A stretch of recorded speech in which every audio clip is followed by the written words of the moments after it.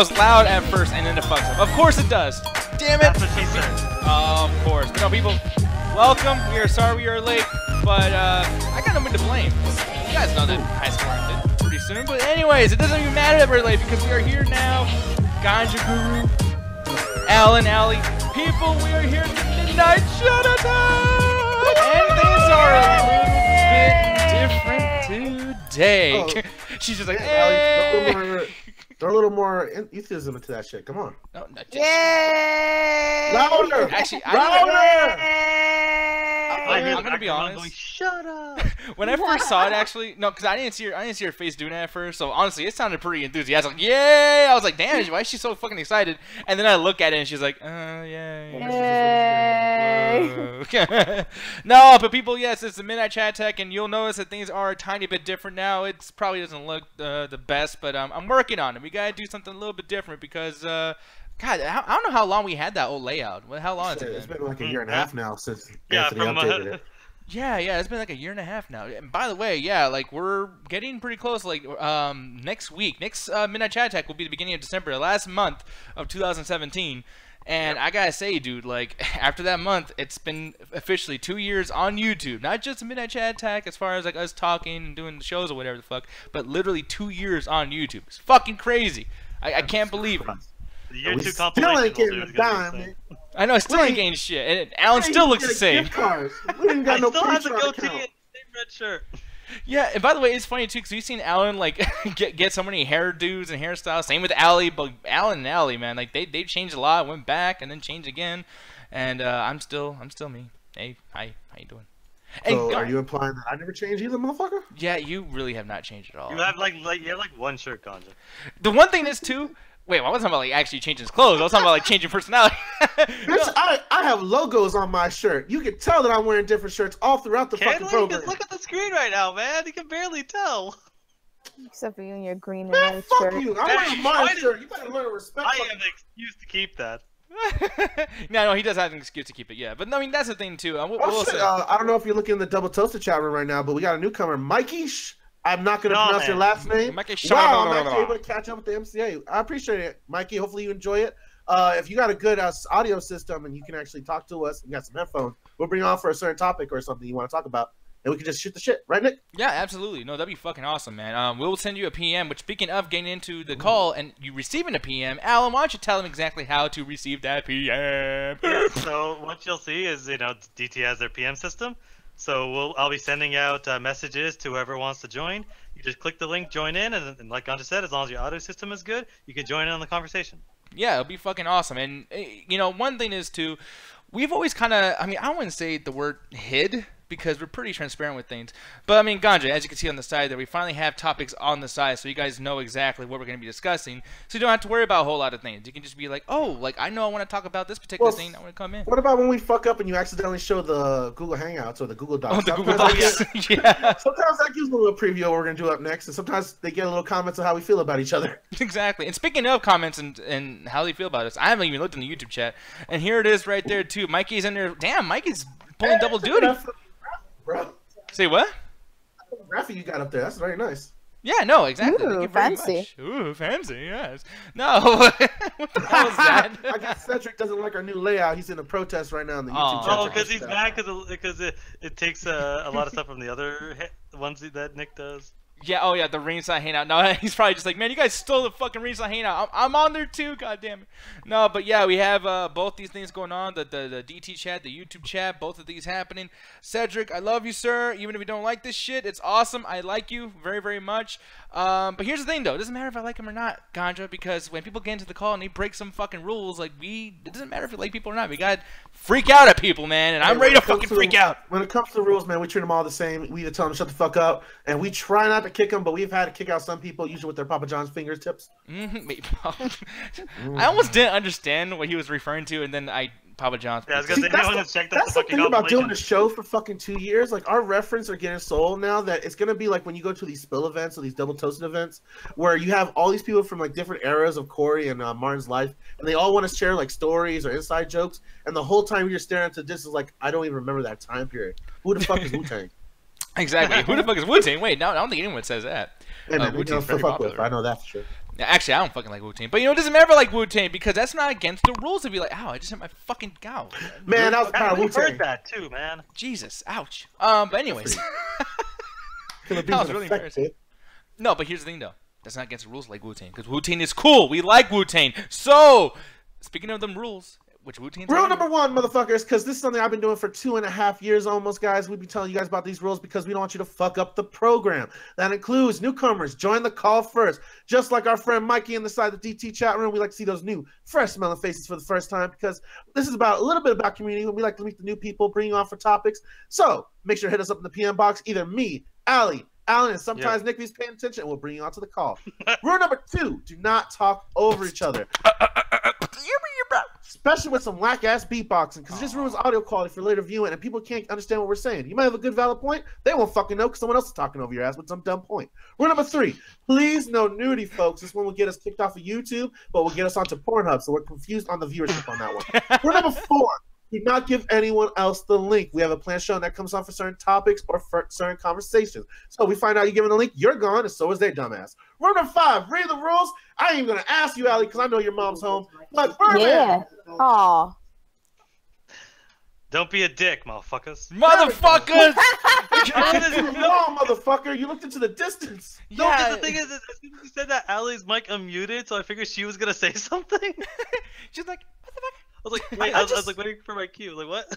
If your mom's that close, Allie, I just don't want you to be like, don't be a mean person. Yeah, she's right here. You know, you can just have her come on and say it. Like, imagine your mom saying, like, motherfucker. That would be hilarious. Your mom to say that one time for us. Please, I'll pay her.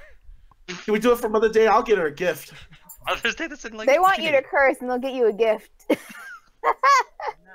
Oh, Not shit. happening. Damn, I thought it was gonna happen. I swear to God. We should have specified the gift. One thing from Sephora.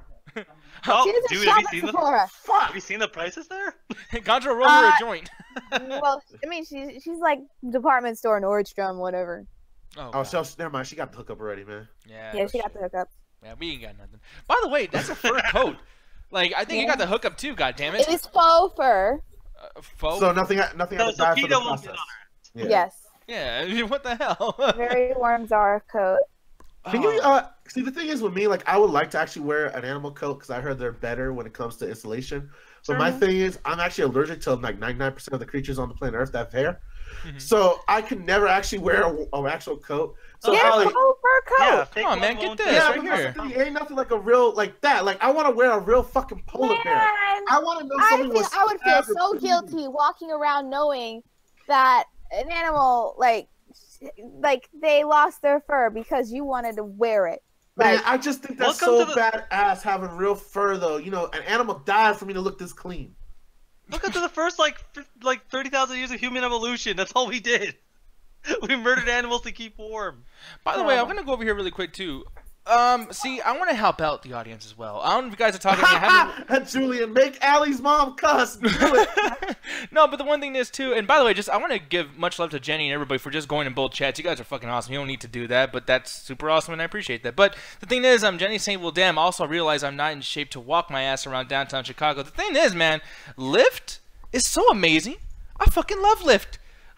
Like, Oh, we know that. I forgot this was the first time when we were out in New York that you actually used like Lyft and Uber and shit like that. yeah, I never use any of those taxis because I like to walk everywhere. Like in Arizona, everything. I mean, Allie, you keep saying like everything's in place. Same with Alan, but Arizona's the same way. We got all these stores. Yeah, but it's walking also like distance. 800 degrees, and the rays of the inferno of the sun is directed on that entire state. I You think if forgot we that didn't you have actually. that.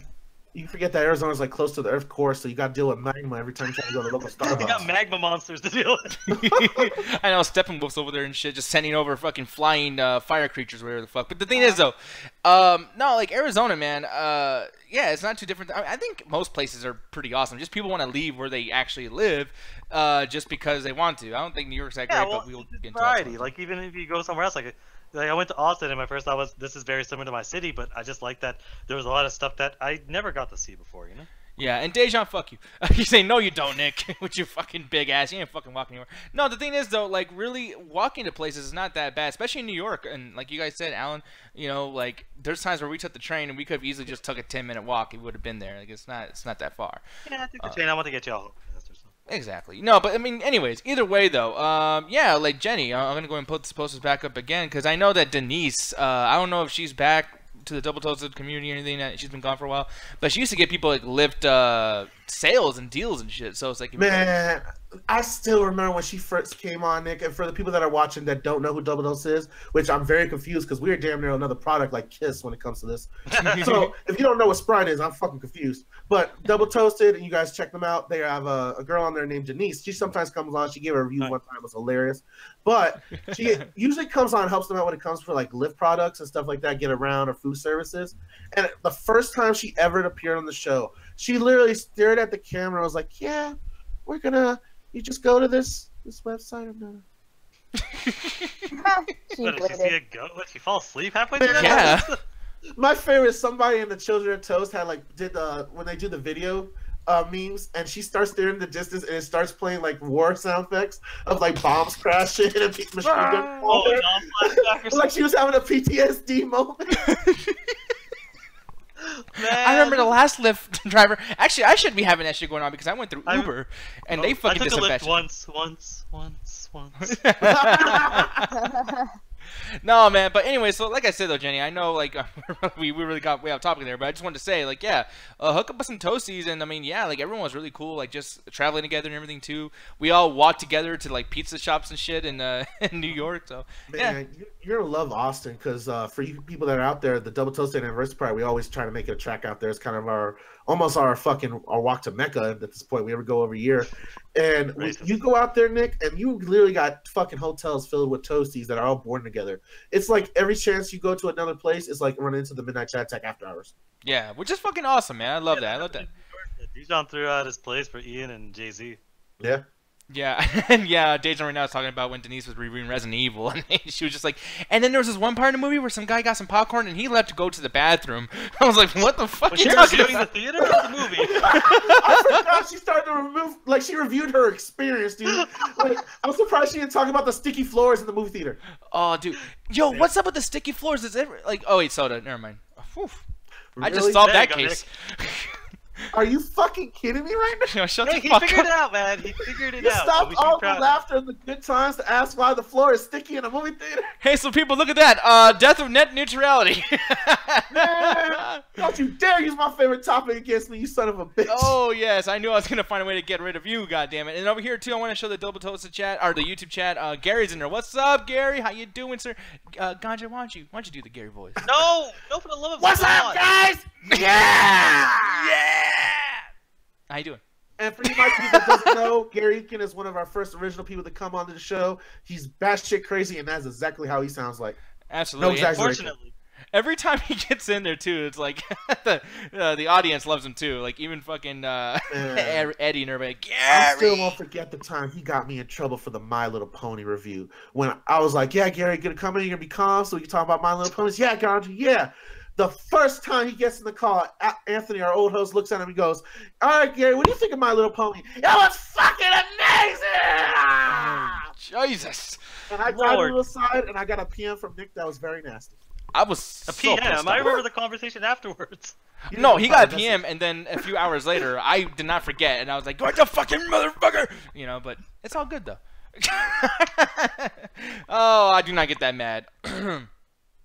Anyways, so I have no idea what's going on with this whole net neutrality. And I know it's funny seeing as how, you know, the MCA and then Double Toasted actually work for them and everything, and I should know about this shit, but I lose track of everything, especially when Nostalgia Critic and everybody was doing all these weird like fundraisers and stuff like about a year ago. I know Brad Jones helps him out with that a lot.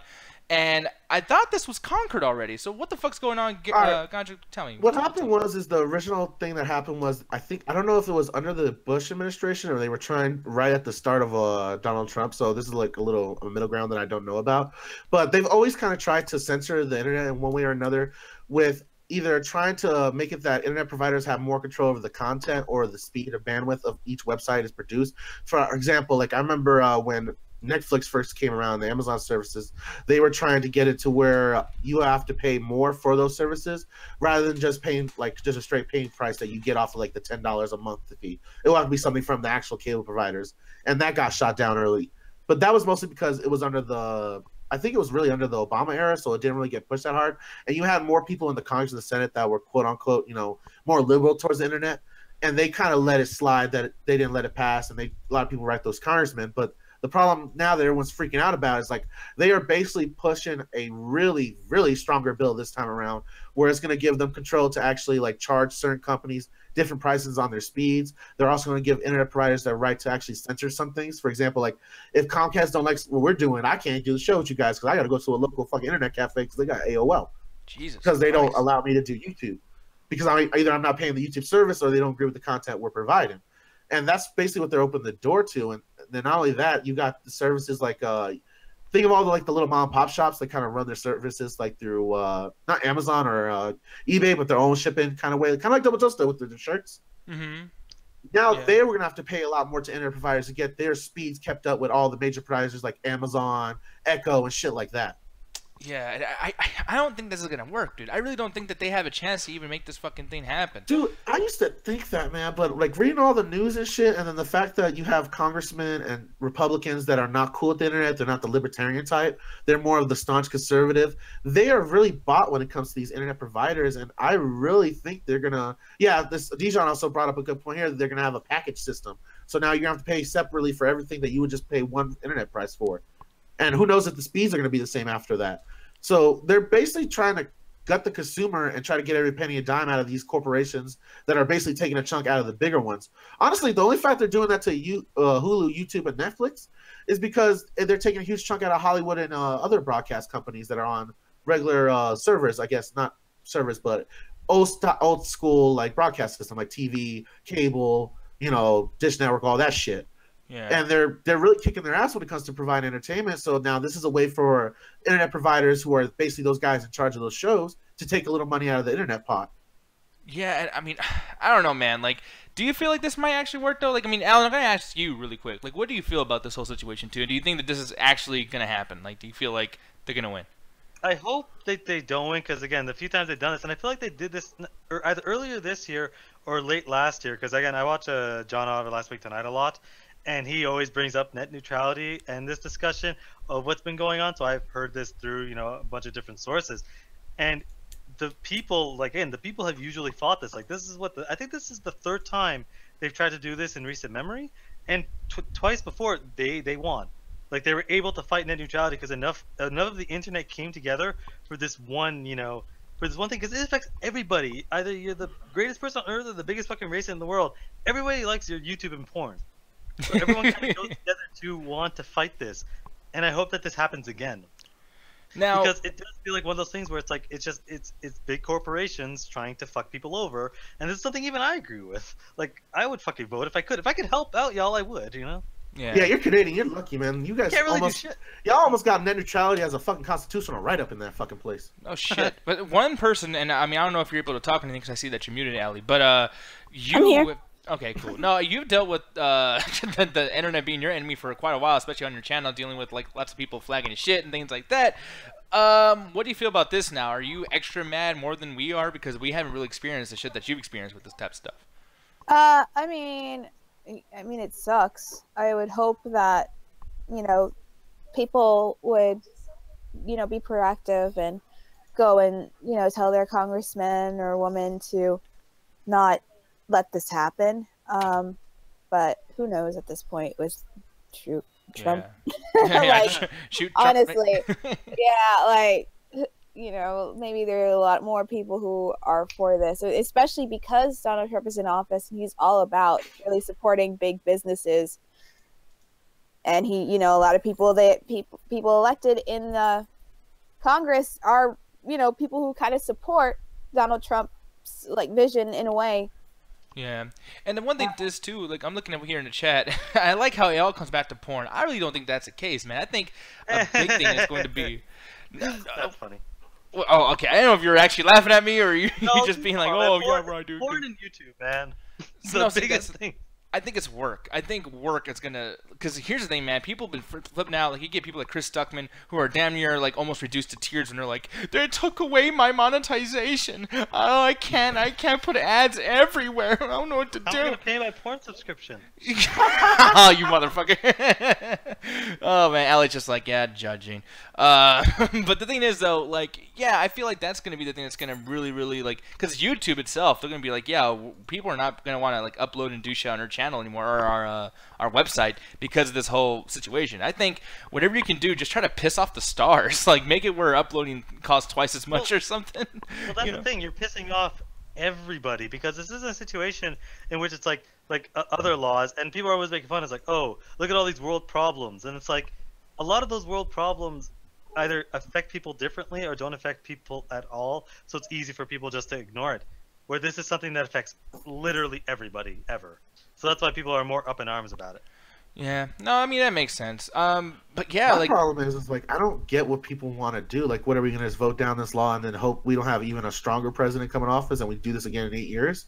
yeah, no shit. I mean, well, I mean, what's the other solution? I say national. At this point, man, the way that internet has become such a necessity for everyday life, everyday work, even for school. Like, we're out of school now, so we really don't know how much that is necessary. But I'm seeing what my little brother has to do and my sister has to go through, where they're constantly in back and forth email with their professors, their teachers. It is really a necessity to have internet now in the 21st century, especially when you have projects with people that are like in long distance away from each other. Like, my sister was able to do a project here in Colorado and send it to her friend out in Florida, and they were able to get it done within like 2 weeks. They couldn't have done that without the internet, or without having to do an expensive exchange of letters for next day shipping. My thing is, like, it's becoming a utility almost the same as electricity, gas, water. I say fucking nationalize the internet at this point. Yeah, but the only way you can do that is have enough people to actually vote this shit down, so that the congressmen realize that this is actually a platform to go on to nationalize the fucking internet. You need to have it so that people can actually have their voices heard. And that they've done that twice before. No, I agree with you right now. Like, I do not want the Republicans in the Senate and the House right now and Donald Trump to nationalize the internet, because they're going to write some rules for that motherfucker that's not going to be anything what the internet is now. It's going to have to be people that actually take it seriously in order for this nationalization to work. Julian's saying monetization with surveillance, terrifying prospect for the internet. That's another thing. I forgot to mention that. Like, so, you know, when you search things, they're gonna have a limited access to both your internet provider and ad companies to share this information with each other. Yeah, I like how Julie, by the way, she stopped at torrent. Oh, no pirating. Nope. Like, yeah, no, we don't pirate. We're a good household. I paid for every single thing I've ever paid in my life. Everything that sucks. Nope. No, don't you laugh at him. Don't you encourage that man. Jesus Christ. No. But yeah, no, like, I feel the same way, though. I do have a VPN, by the way, and it's not for downloading. It's just, I just have a VPN. Fuck you. So what y'all don't know is Nick uses that VPN. He's actually a drug dealer on the Silk Web, and that's how we're keeping this shit going. It's bad enough that I'm a scrap metaler, and then you fucking always like call me out for stealing air conditioners and shit like that. And, like, man, I still think you stole all the copper in Arizona. Dude, oh my god, copper's such a pain in the ass to get. Anyways, no. But the thing is, like, yeah, like, she's saying, like, no, just for the browser, not for downloading, you know, and then she'll torrent everything. Sure. Oh, man, no. Everything. But, yeah, no, I do think that VPNs cannot be fucked with, and it's just, I don't know. The only thing I get worried about, though, one thing that's a huge situation that no one has really brought up, at least in the videos that I've seen, those viral videos, people, like, freaking out on YouTube and things like that, smartphones. If you think that iPhones are expensive now, just fucking wait until they're not getting their, like, profit from people, like, using their data and shit like that. It's going to be more expensive for Apple to run their servers and Sprint and T-Mobile and etc. Oh, your phone bill is going to be affected. Like, dude, he's not fucking wrong. Just think of your phone bill. Like, you're going to have to buy, like, your computer is probably going to be separate than your phone now, because they're both considered separate electronics. So now you have to pay for twice the subscription. And they're going to want to compete to each other, too. That's another thing. They're going to want to compete against each other. So then you're going to have to be like, is T-Mobile working alongside Comcast? Or do I have to get Google, whatever the fuck, so I can have an Android? Can I have Apple and Google? It's going to be like when the iPhone first came out. You can only get Verizon. Oh man, this is gonna get to the point where Firefox is just gonna be shut down because no one's gonna want to do it because Chrome's gonna take over. Yeah, and by the way, what is Spank Bane? I'm looking over here in the YouTube chat. We're not discussing this on the show. Oh, okay. I'll explain, Nick. It is one of the greatest websites ever invented, my opinion. Well, I'm gonna check that out tonight. Not only that, it is one of those websites that remind me of the good old days of X videos. Y'all should check it out. I fully endorse. Oh, X videos is still around. I used it. It is still around. It's better than Pornhub. No, yeah, X videos is great, by the way. Constant new content every day, high quality. Good amateur shit too. Ali, I'm surprised you don't quit tonight. I'm just saying, that backroom couch. Ooh, boy. We are not on speaker. I just want to point that out. I hope to God we're not. No, because I wear headphones, which all of you should. Oh, thank you very much. Ah, yes. Or buy a headset. Hey, and what are the rules, Ganja? What? Do the rules again. Do the rules again. The rules from the beginning of the show. Fuck you. He's like, I'm not getting paid for this. Mike actually brings up a good point that I didn't notice. Apparently, Google is pro neutrality, which that is a big fucking factor if Google is, because they're basically the fucking empire of the internet. Oh, well, almost every except for the big guys that are doing phones and cable, everybody else is for net neutrality, mostly because who's controlling what gets what is the cable motherfuckers, and they hate Google. They hate Google Fiber. So it makes sense. Google's like, fuck you guys. You guys aren't getting more power. Let somebody else get the fucking throne.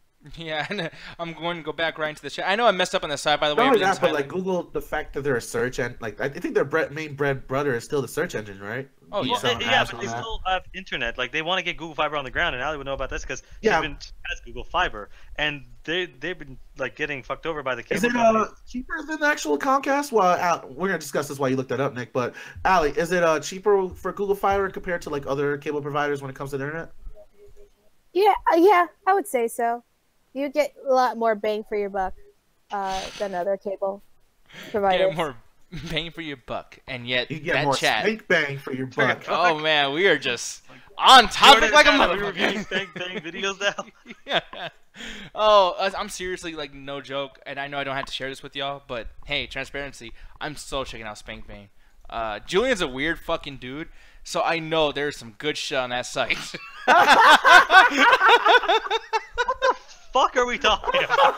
Ali, I saw you smile. like what the hell is going on right now? For now? Julian to be excited about that, I will never take anything, no recommendations from Julian. But when it comes to weird, nasty shit, Julian, you are the man. It's just gonna be some woman staring at you for 2 hours, and it's like, oh man. Oh my god, art porn?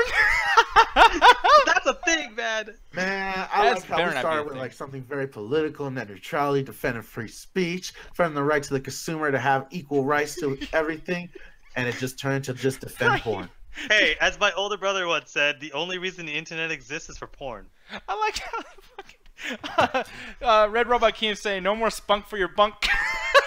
Oh, what is going on, man? Fuck this conversation. Oh, I love it. But no, we're gonna move on to some nerdy shit though now, people. So yeah. By the way, just to do a little explaining, this is not supposed to be this way on the side where it says like all those things are highlighted. I fucked up, so if it seems a little jarring to you, it's because players fuck up. I just want to put that out there before anybody calls me out before I fucking said it. Fuck y'all. God damn it. But next thing over here, dude.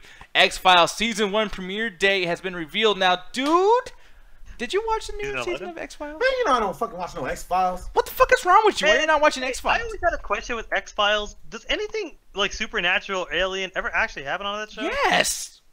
It's fucking I've been X-Files. getting conflicting reports of people telling me that it's just a live-action Scooby-Doo, and then other people telling me supernatural shit actually happens. There's been I will say most of the shit is like things that are like, okay, did it happen? Do do do do do do do do do do, and then like whatever the fuck. But there is some things that did happen, and I won't actually go into them because, to be quite honest, I can't remember. The shit. Things get crazy, especially like with David. Where the fuck his name is? Detective Duchovny.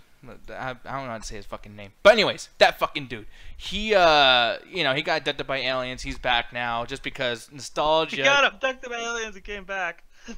Well, hey, we don't know what aliens want to do. Maybe they just want to like study him and then bring him back home. You never know what this fucking situation is. You know what I mean? And we're not here to actually talk about the synopsis of the show or anything like that because honestly, like I didn't watch that newest season. I was actually going to ask you too, Alan. Have you seen the new no, again, I never really watched the Xbox Files. Jump in. Are you fucking for real right now? Man. Alright, I'm gonna give you something intelligent. See, my thing, Nick, I never really watched the X-Files because I was a little too young. I think I was like around 6 and 7. So I was still dealing with fucking Disney and fucking Nickelodeon at the time. I didn't have time for And not only that, like as a little kid, that fucking theme song terrified me. So I didn't know how scary the show was gonna be. I didn't know like for the longest that it wasn't a horror show. Like they had maybe a few episodes that was like quote unquote scary sci-fi, but most of it is just like mystery solving and shit like that. It's like Cold Case was aliens. And I never, even as an older kid who tried to get into it, man, I could never get into the X-Files. That was just some deep alien nonsense. Like, and I like alien nonsense. I sat down Alan to watch fucking Ancient Aliens with me in 90s one time. Oh, seriously? Fuck, I don't remember that shit. Man, you should remember that shit. That was hilarious because you were making fun of all the theories. Oh, yeah. Oh, yeah. Dude, that shit was bad, dude. That show was so weird, like Ancient Aliens, and we're talking about like alien bullshit, because like the first couple of like episodes, like, oh, I can almost believe this, but then they just start making shit up. Just for no fucking reason. I mean, but like most of this shit is made up. Like that's the thing I have issues with all these stuff. Like I like the discussion of that stuff, and like I've never sat down to watch X-Files. Yes, I actually got the name right this time, because of the fact that it just to me like it just didn't, like God said, like this is just some weird bullshit. Whereas like Ancient Aliens, I like the idea of it because it's like we don't know a lot of what happened in ancient fucking times. So it's like, what's it like? Like what would it have been like to actually go back to the Egyptian times? Like what was that like? You know? Yeah, exactly. And I like how Adrian says, like, well, you know, I used to love watching ER. You know, and that was a show. Hey, no, I it used was to watch good. House all the time, man. No, those were good shows. And the thing is, like, that was happening around the same time X-Files was. And I've noticed, and I actually brought this up in a call, I think, earlier with you, Alan, where we were just discussing, like, you know, shows and characters and all this drama and movies and whatnot. Yeah. And it was kind of weird how, like, soap operas are kind of dead now, but yet all these other genres of TV show have stolen the soap opera, like, template. You know what I mean? Yeah, like everything's yeah, a soap opera. Soap operas were basically the thing of like, you know, these real life, you know, stories of just people just dealing with life. You know, marriages, divorces, kids, all that death, all that stuff.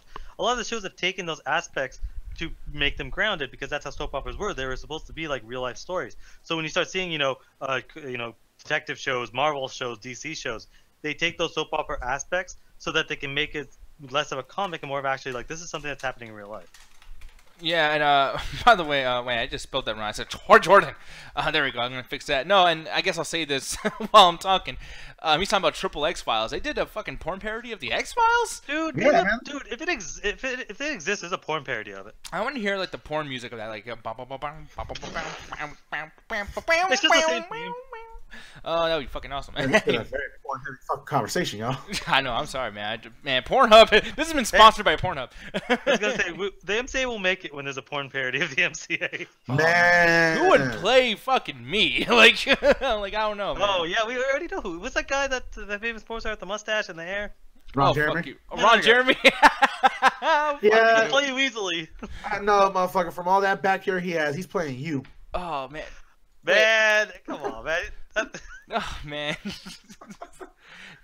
I'm so glad. Here's the thing, though. Thank you very much for not like taking your pants off or your shirt off over there in New York. So I actually don't know how hairy he is, but you, Ganja, man, why did you have to take your shirt off in New York? Well, what the fuck's wrong with you? It was nighttime and we were all going to bed. I took my shirt off. I'm glad you're insecure with other people's body, Nick, but I'm not. I don't give a fuck. I don't want to see you naked. Or, well, you weren't naked, but still. Next time I'm walking out with my dick flapping into the wind like a soldier. I don't want to see it. Like an ancient warrior in the BCs, bro. No. God damn it. No, but here's the thing, though. So this is, being brought back, and no one really knows why. Because they were only supposed to come back for one season. And that particular season, I guess, was great. People were kind of loving it. But I thought it was going to be over. And then they're doing this once again. So I was actually wondering, with that said, and I know we probably asked this question before, but sometimes people's opinions change, things like that. So, with that said, tonight's community question is, what are some shows from the past that you wish could come back for a short-lived revival? Ganja Guru, do you have any answers for this, sir? Man, I got the best fucking one, bro. Really? Well, let's see if it's the best. Firefly isn't an answer. No, fuck Firefly. I ain't got down time for that nerd shit. Street Sharks, bro. Street Sharks? Street Sharks. Show people with Street Sharks. I am more than sure all y'all remember Street Sharks. Why Street Sharks? I remember it, but this show was fucking bad, dude. Man, this show was great, man. It was sharks. They were rad, cool dudes, man. They got experiment on. They were like some bro dudes that were like skaters and fucking hip hop, some b-boys and shit, man. They got turned to sharks and they fight crime and shit, bro. It was amazing. Man, are you about to like pop up in a fucking Mountain Dew right now with that fucking description? I'm about to pop out a Mountain Dew and get a college degree to UFC, bro. Wait, there's no college degree to UFC, you fucking... What'd you major in? Mixed martial beating the fuck out of each other arts? I majored in tap-out production. Yeah. By the way, I love how still to this day, it's been years, and still tap-out shirts only go on fat guys who have never fought anybody fucking ever. Man, that's the one reason I never ever, because Tap Out's got some cool designs, but when it comes to the people that wear it, it's like, nah, I don't want to be part of that crowd. I know, it's like, you tapped out at life.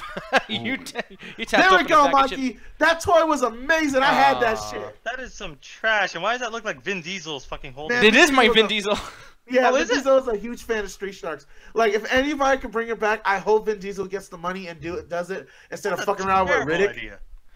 Oh, man, I'm about to... Man, Chris Brown, I love you. Not like the guy who beats the fuck out of his girlfriends, but our Chris Brown.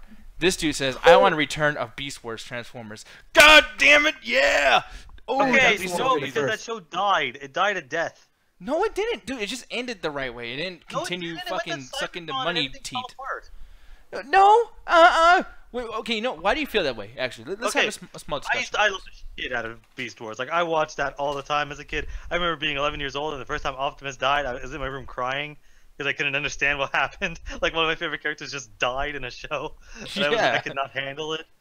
And I love the shit out of it. Then they went to Cybertron, and just was weird and just not nearly as interesting. Wait, like, no, they didn't go to Cybertron. That was Beast Machines.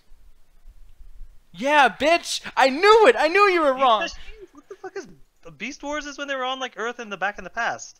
Yeah, exactly. And then you just said they would go to Cybertron, but that was in season 3, and season 3 ends with them on their way to Cybertron. Yeah. And then they land in Cybertron on Beast Machines. It's another show where. Yeah, but it's still a sequel series. But do you count it as Beast Wars though? Yeah, because it's the same characters. Are y'all about to fight over fucking robots that turn into animals and decide which series is Beast the best? Wars and Beast Machines is a sequel series where they're on like Cybertron. It's a continuation. No, motherfucker, the chicken came before the egg. Yeah, thank you, man. No. Fuck yeah, gotcha. I'm not born right there. Oh, wait, fuck you then, bitch! What the fuck? Like, I thought you helping me out. The chicken before the egg. I was pointing out how pointless this fuck conversation is. Man, I love Beast Wars. Shut your face. Yeah, look, Beast Wars is great, good. Man. It's the greatest thing ever gained by God. But, Nick, it literally ended, man. They had a spin-off series, like... why are you? Yeah, it's over. They did it. It's not like my shit where like I got 4 episodes and they just repeated it every Saturday for 4 years. Oh, you want to? Okay, you want a show that needs to come back that's animated, man. And I don't know if anyone's gonna agree with me, but Reboot needs to fucking come back and finish this. Thank you, sir. Yeah. Man, I was so mad as a kid when the fucking season finale happens because it's like a cliffhanger of half the cast becomes evil, some people straight die, and you're like, oh shit, what the fuck's going on? And they could never end it because some of the voice actors died, and they could never end the show. No, Canada was doing some good shit, because this was a Canadian show as well, right? Just like Beast Wars. Yeah, it was a Canadian show, and the thing is, I didn't know why they never did it. So when they reran it, I watched the entire series again. Just thinking, maybe this time they'll end it. And they never ended it. I like how Mikey, the way he said it, too, it's like, we need a reboot of reboot. Man, people make that joke forever. What we need is like the Samurai Jack thing. It needs to come back for 1 season and end it. And no, fuck that. The only reason I say Adult Swim is because I don't remember. You recently watched this, so it's probably fresh in your memory. But the series literally ends with like a more darker, like mature tone, to the point that little kid character you see in this GIF constantly popping up back and forth. He's actually almost a damn near an adult when the series. Oh yeah, he goes through some shit because he gets lost in the game Matrix or whatever the hell it is, and it's just essentially just survives for like 10-15 years and becomes like becomes Matrix, and he's this awesome, like cool, like really cool guy. And when he has to come back, it's almost like it's like a soldier going through PTSD coming back home. And it's like the most depressing thing because when you start going through his story, he's lost in the world that he can't get back to. So he has to spend like almost a season trying to get back home. And when he actually gets back home, it's like a soldier coming back, and you're like, oh shit, he doesn't know how to deal with the world. Man, that show was dark. Mikey has a good point. That show made me think my computer games hurt my PC if I lost. Because I used to think the characters were real after this fucking show. Like, anytime I died, that was like a little character that died, and one had to be brought back in order for me to keep playing. Yeah. It fuck with my little mind. Now, one thing I want to do really quick, and just to remind people, this is a community question, so we want to get some answers from you, and I'm looking into the YouTube chat. In the YouTube chat, Eddie's saying Ren and Stimpy. Wait, what'd you say? Some people are saying Gargoyles. I thought Gargoyles ended. No, Gargoyle. Well, no, it didn't end. But like, man, they need to redo that shit because that was amazing. Man, Raheem, man, fuck you, man. Captain Planet was some bullshit. Well, we'll get into that in a minute because first off, and I want to see if you guys agree with this, but Ren and Stimpy. Eddie said Ren and Stimpy. Now, Godric, I'm gonna ask you first, man. I mean, did you watch the show at all back in the day? The problem with Ren and Stimpy, bro, is like I was a little too young to appreciate the crude and like absurd humor that was going on. It was way above my head as a kid. Like I was still laughing at butt jokes and fart jokes at the time. So just to see like all these brutal, like absurd, chaotic things, it was more of a turnoff rather than just, haha, that's just hilarious. Like most of the dirty jokes I never fucking got in that show, even though I watched those episodes. Well, for example, like Rocco Martin's Life was another one like that. But when it came to Ren and Stimpy, it was more, I don't know, it was just so chaotic that I didn't really appreciate it as a kid. Now as an adult, sometimes I watch a few episodes and I appreciate it. But man, Ren and Stimpy seems like that thing for ADD and those goth kids to be cool into, like kind of like Invader Sim was. No, exactly. That was another thing. I did not like that show at all either. But one thing too, and now I mean, since you said that, I'm gonna give Alan the go ahead on this one because my boy, Red Robot King 7, which is obviously our boy Raheem, he said Captain Planet. We're gonna get another argument on this because I so agree. Captain Planet is our hero. Fuck Captain Planet. Zero. I've got the lyrics. Oh god, it was the most bullshit thing in the world of, oh man, kids are littering and they're little shits. Let's have them watch this thing of, man, if we take care of the environment, we can create a superhero out of it. All I know is fire, ice, water, heart. All these come together. We need another ethnic minority. They ran out of elements, so they're like, but we have another ethnic minority. Let's just make shit up. Hey man, heart is important. No, it's not. They just made it up.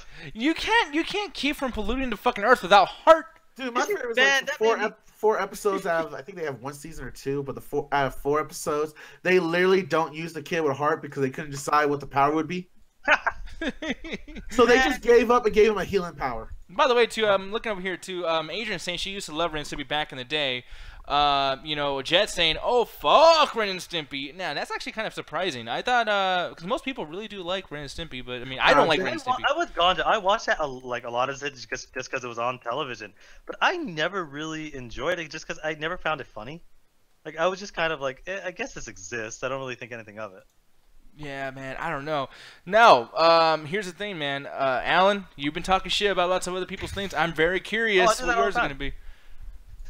I have 2, and I hate the channel, the network ABC, because they love to cancel shows that everyone likes just because of fuck it. It's like, you know what? This isn't getting like, oh, the 30 million viewers per week. We're not even gonna bother renewing it. And they've canceled so many of my favorite shows, but 2 of the ones that I loved and they canceled, one of which was Flash Forward, and I loved the hell out of the show. It only got 1 season, and the basic premise of this was that during one point, the entire world falls asleep. All 6 billion people on Earth fall asleep for about 2.5 minutes, and it causes mass destruction. Planes are falling out of the sky. Things are exploding. Like 30 million people die. And what happens when they asleep is they see 6 months into the future. So it's like, oh, you get to see, like, let's say 6 months from now, you're like, oh man, went on that date with that girl. You'll see yourself on the date with the girl, or in some cases, people saw nothing, which means they're gonna die in 6 months, or they'll be dead before the 6-month period. Sometimes there's a situation where one of the characters like divorces her husband, or they're in a firefight or something. Oh shit! And I love this concept because one of the FBI agents is trying to figure out what the fuck's going on, and in order to do that, they're just listening to all these different stories from around the world. So seeing all these different people talk about the future, talk about what they're dealing with, and actually trying to figure out what's going on. And it's an incredibly brilliant show that they canceled after 1 season. Yeah, I mean, the only thing I will say is that it does sound busy. I mean, that's a great fucking idea, and I mean, just like Julie says in the chat over here, she's saying like, yeah, this show sounds depressing, but then it can also just be so chaotic of like, hey man, like imagine people trying to prevent what's bound to happen. Does it still happen then? Because it's like Terminator does that shit too, and it's like sometimes even if you do the time machine thing right, someone can always challenge it. Someone can always just simply fuck it up. And shows just throw around directors and writers and showrunners constantly, so you never know how it's gonna go down. Man, okay, so Julie says the show's depressing. I was thinking, man, it's not really depressing, but I was actually thinking, okay, so one of the characters in the show, his flash forward was that he was going to be in a hit and run and kill somebody. So in order to change the future, he commits suicide. Wait! Please don't laugh, because the actual actor that did that actually committed suicide.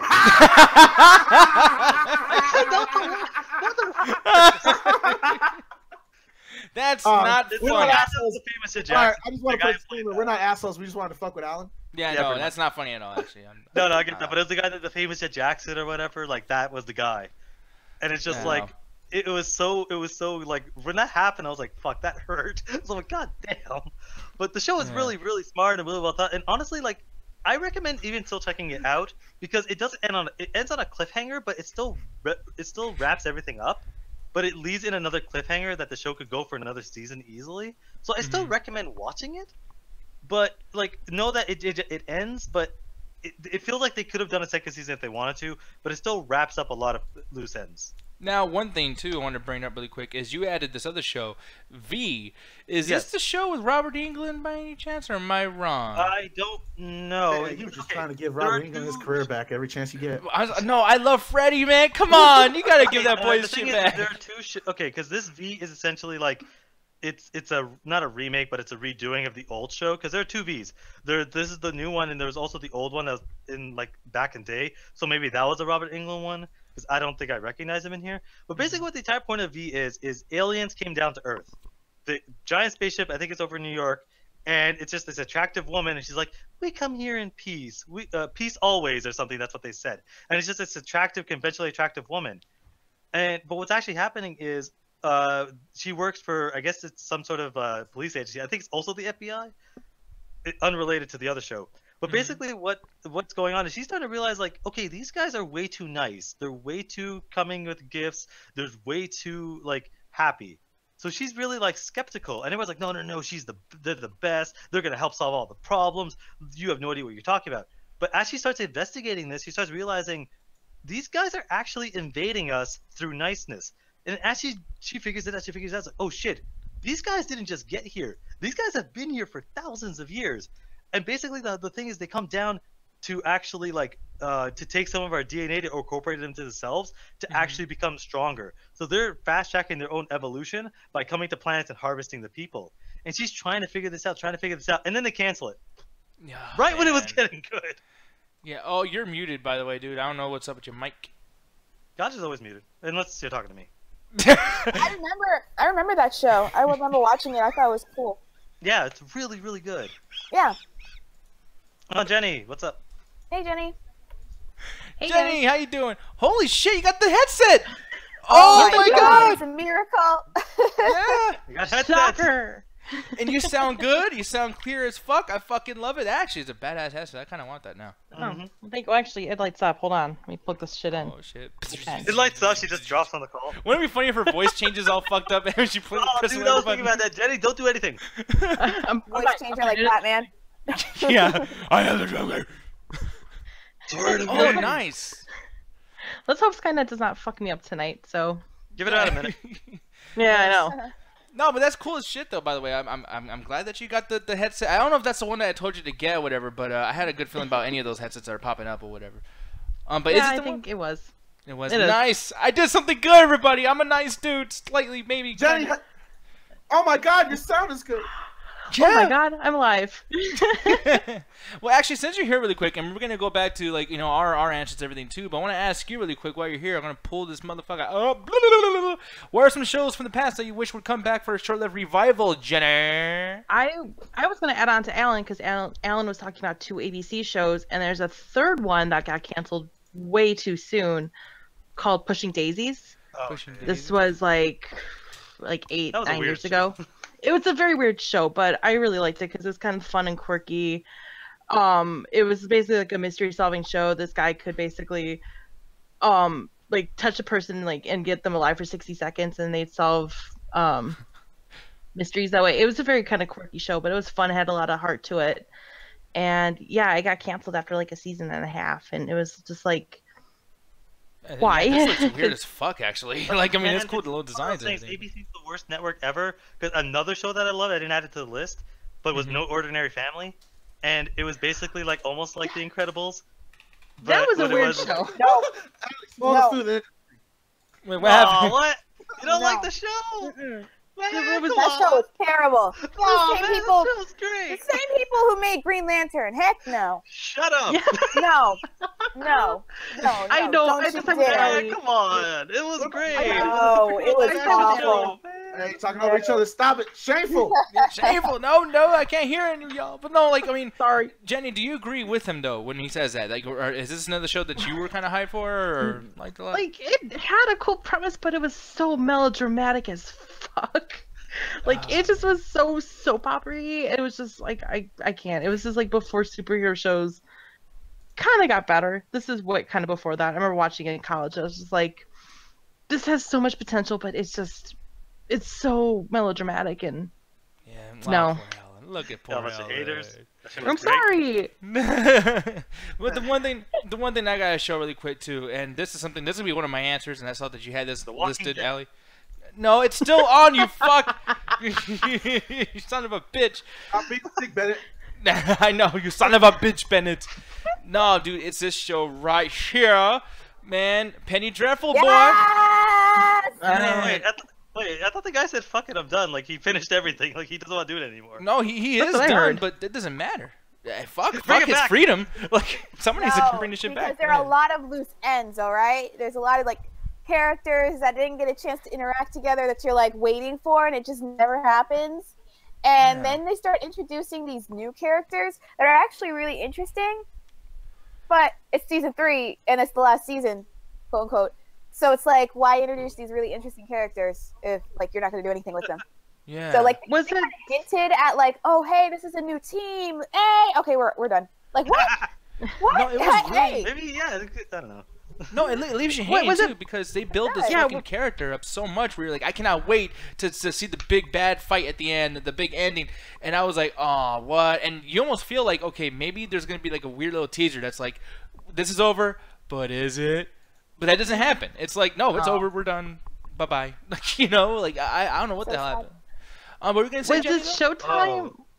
It was Showtime. Was Showtime's decision to cancel the show, not like the show writers' decision, or was it kind of like a mutual thing? Because it sounds like they almost had like another season going. Like if Showtime would have given them the money. Yeah, it probably got expensive. Like, yeah. Oh, a Victorian England show with that much gore? Yeah, I could totally imagine the budget. Like another show that I love the shit out of was, and it finished kind of the same way as Penny Dreadful, but was Person of Interest. And I loved the hell out of that show. I can't remember what the network of the show was, but it was an incredible show. Basically what it was, and this is before everyone found out the NSA is actually doing this. The whole premise of the show is that... Was it Watch Dogs? No, literally it was Watch Dogs before Watch Dogs. The entire premise of Person of Interest is one guy after the events of 9/11 creates a machine to spy on every person on every single day. So every hour of every single day they're being spied through cameras, through phones, through laptops. And this is about 3 years before the NSA was actually caught doing this shit. So it predates all that BS. And the whole concept of the show was that they weren't trying to solve murders, they were actually trying to prevent murders. So the machine could tell, oh, this guy's like really pissed off, he's sending all these death threats to this one person. There's a really good chance he's actually going to snap and kill this person. So their job was to actually try to prevent the murders before they happen. Oh, okay, so it's Minority Report and Watch Dogs. Like, it's Minority Report if Minority Report wasn't a boring movie. Oh. Wow, no, that's a damn shame. You can quote me on that. Minority Report sucks. No, I mean, I kind of agree with you, but yeah. I was going to say, it sounds like, I think that was on CBS, and I think they're trying to recreate it now with another show. I can't remember the name of it. It's like something of the crowd. I can't think of the name of the title. It sounds kind of like something they're trying to like rip off again. It's like you're ripping off your own show. Yeah, my man. thing is, like, I've always wanted to bring back, and Nick, you're a fan of this movie as well, but the stars, I can't say this right. Starship Troopers, baby! There you go, the fucking animated series that was in 3D. Dude, I used to love getting up. I used to get up early, 5 o'clock in the goddamn morning, and 2 hours before I'm supposed to be in school just to watch this show. Because they would do 2 episodes back to back, and sometimes there'll be new ones back to back. So it was actually worth your fucking time to do this. But man, it was like Halo with bugs. It was great. The story was fucking simplistic. I was like, for 8-year-olds. All right, I'm not gonna make it as the best thing ever. You know, Shakespeare did not write the dialogue. I'm not gonna lie to you. But I would like to see them bring this back or give it to like Adult Swim and try to do it more mature and more serious, because they did push off a little bit because Starship Troopers is not such of a kid's title. So they got away with a little more PG material than they would on regular Saturday shows. Yeah, man. No, God, this show, I've seen a little bit of it, but goddamn, dude, I want to watch like more of this, and I want to see this continue on. I want to see Starship Troopers in general just continue on because I feel like there's something there. I mean, just because they ran out of money. Did not the movie? Don't they hint that other planets have been colonized by us, and they're dealing with other aliens on those planets as well? Yeah, these movies, the sequels, actually mess with that a little bit, and they go into that, but it's so bad. It's like, well, oh well. Chris Pratt used to do the same shit for Beast Wars. Yo, Ganja, that's exactly what I did for Beast Wars. 5:30 alarm clock, motherfucker. Yeah, I used to do that for Digimon. We used to come out with really early time. I was so desperate to watch an episode that in order to wake myself up, I just bit my arm because I was passing out. I was like, I need to bite my arm to wake my ass up. Wait, that's fucking weird. You're gonna bite yourself over some goddamn Digimon characters? Like, what the fuck's wrong with you? Man. Digimon heroes, bite yourself our champions, you know? I mean, honestly, I actually thought that was the song, by the way. Like, the way you're saying it, I was like, that sounds kind of real. Man, you're pissing off everybody else fans of those cartoons right now. Shameful. Oh, I know, man. Everyone's like, damn. And it's like, no, hey, Raheem actually agrees with you about something for once, Alan. He's like, yeah, I do miss Perseverance. Immediately after tells me to eat shit. And by the way, like, I know you guys are getting along, but I have to start some shit, too, because I gotta tell you, you said One Tree Hill and Desperate Housewives. Raheem, go fuck yourself. Like, what the fuck is that shit? Like, man, Desperate Housewives, I hate that fucking show, Allie. I hate that goddamn show. I'm a chick and I hate that show too. Yeah, I never cared to watch it. Man, I used to watch I watched all 4 seasons with my mom, man. That was 9. Dude, I tuned out eventually. Eventually, you know, puberty hit, and I was like, man, why am I doing this? One thing too I want to show really quick as well is Skull, and I never actually show any of Skull's answers because I'm just so used to hating that motherfucker, and I still do. Oh. But he did give me a pretty good answer. Battlestar Galactica. Do you guys remember watching any of this at all, or no? No, it was never really my thing. That show was in the same vein of SG-1 and Star Trek. It was all those shows that had essentially the same, I wouldn't say the same concept, but the same kind of setting of in space. And Battlestar Galactica, like, I hear was one of the better ones, but yeah, like you said, the show ended badly. Yeah, it had such promise, but it started losing steam like as it got further into seasons. Allie, I don't think you have brought up any kind of show that you want to see reboot or brought up yet. Yeah, well, Nick brought up one, Penny Dreadful. Oh, of course. And one I quickly want to mention is Green Lantern, the animated series. Wait, the one with Jon Stewart or the one with Hal Jordan? Hal Jordan. Which one is this? Oh, the one on Cartoon Network. This came on the same time as Young Justice. This was actually in the morning before, like right before Young Justice. So like I would get up in the morning and I would watch, like I'd be like, oh well, you know, Green Lantern. I'll watch this since I'm up early. Oh my God, Harley! She's just getting the mood for the holiday spirit. She got her jingle bells going. That was Harley? I thought you had Christmas Carolers. Right? This is actually Allie right here. She's like, oh, dog! No. Yeah, but, no, yeah, and I started getting into it because at first I hated the animation. I was like, yo, why? But, like following the story and the characters, it actually gets extremely interesting and it gets really dark towards the end. And they leave it off on, like, a cliffhanger at the end. And I just really wanted them to continue that story. So, you know, they of course, they canceled the show and because like they stopped their DC Nation thing on Cartoon Network. So, yeah, unfortunately, this didn't get picked up on Netflix like Young Justice did. Yeah. But I actually thought it was really cool. And like the 3D animation wasn't as bad as like the Batman. You know, remember that Batman show? Beware the Batman? That was awful because like it just felt so empty. Like the world felt so empty. But like because Green Lantern's in space, they had more, like they took advantage more, or they had the better team. Could be just that too. And is this the show you're talking about? Beware the Batman right here? Yeah, this was awful. I don't think I ever. I watched one episode. It took me 3 different attempts to watch a 20-minute episode, and it was so bad. Yeah. So because it's in space, it's like it doesn't mean space is space. Not a lot of people are in space. So yo man, they can get away with it being empty. Yeah, it can get away with it being more empty. But like when they did go to a planet, it actually was more populated. So I will give them credit there. And like I think Bruce Timm or Paul Dini was involved in it. So it's not like they had some other people in charge. So you know, it's still part of that DC. You know, our animated universe that they were creating. So, I really liked it and got to learn more about the other different types of lanterns that they had. It's actually a very interesting part of the DC comics that they don't really go into you know, a lot like with any other like animated movie or whatever like that. So, you know, I'm hoping that they'll bring sort of like that to life in the movie. But okay, so like the last one I have. I'm very surprised by this, by the way. Why? Because I thought you liked this. What do you mean they thought I liked it? The Borgias? Yeah, the one that we were watching with No, this is different. Oh, okay.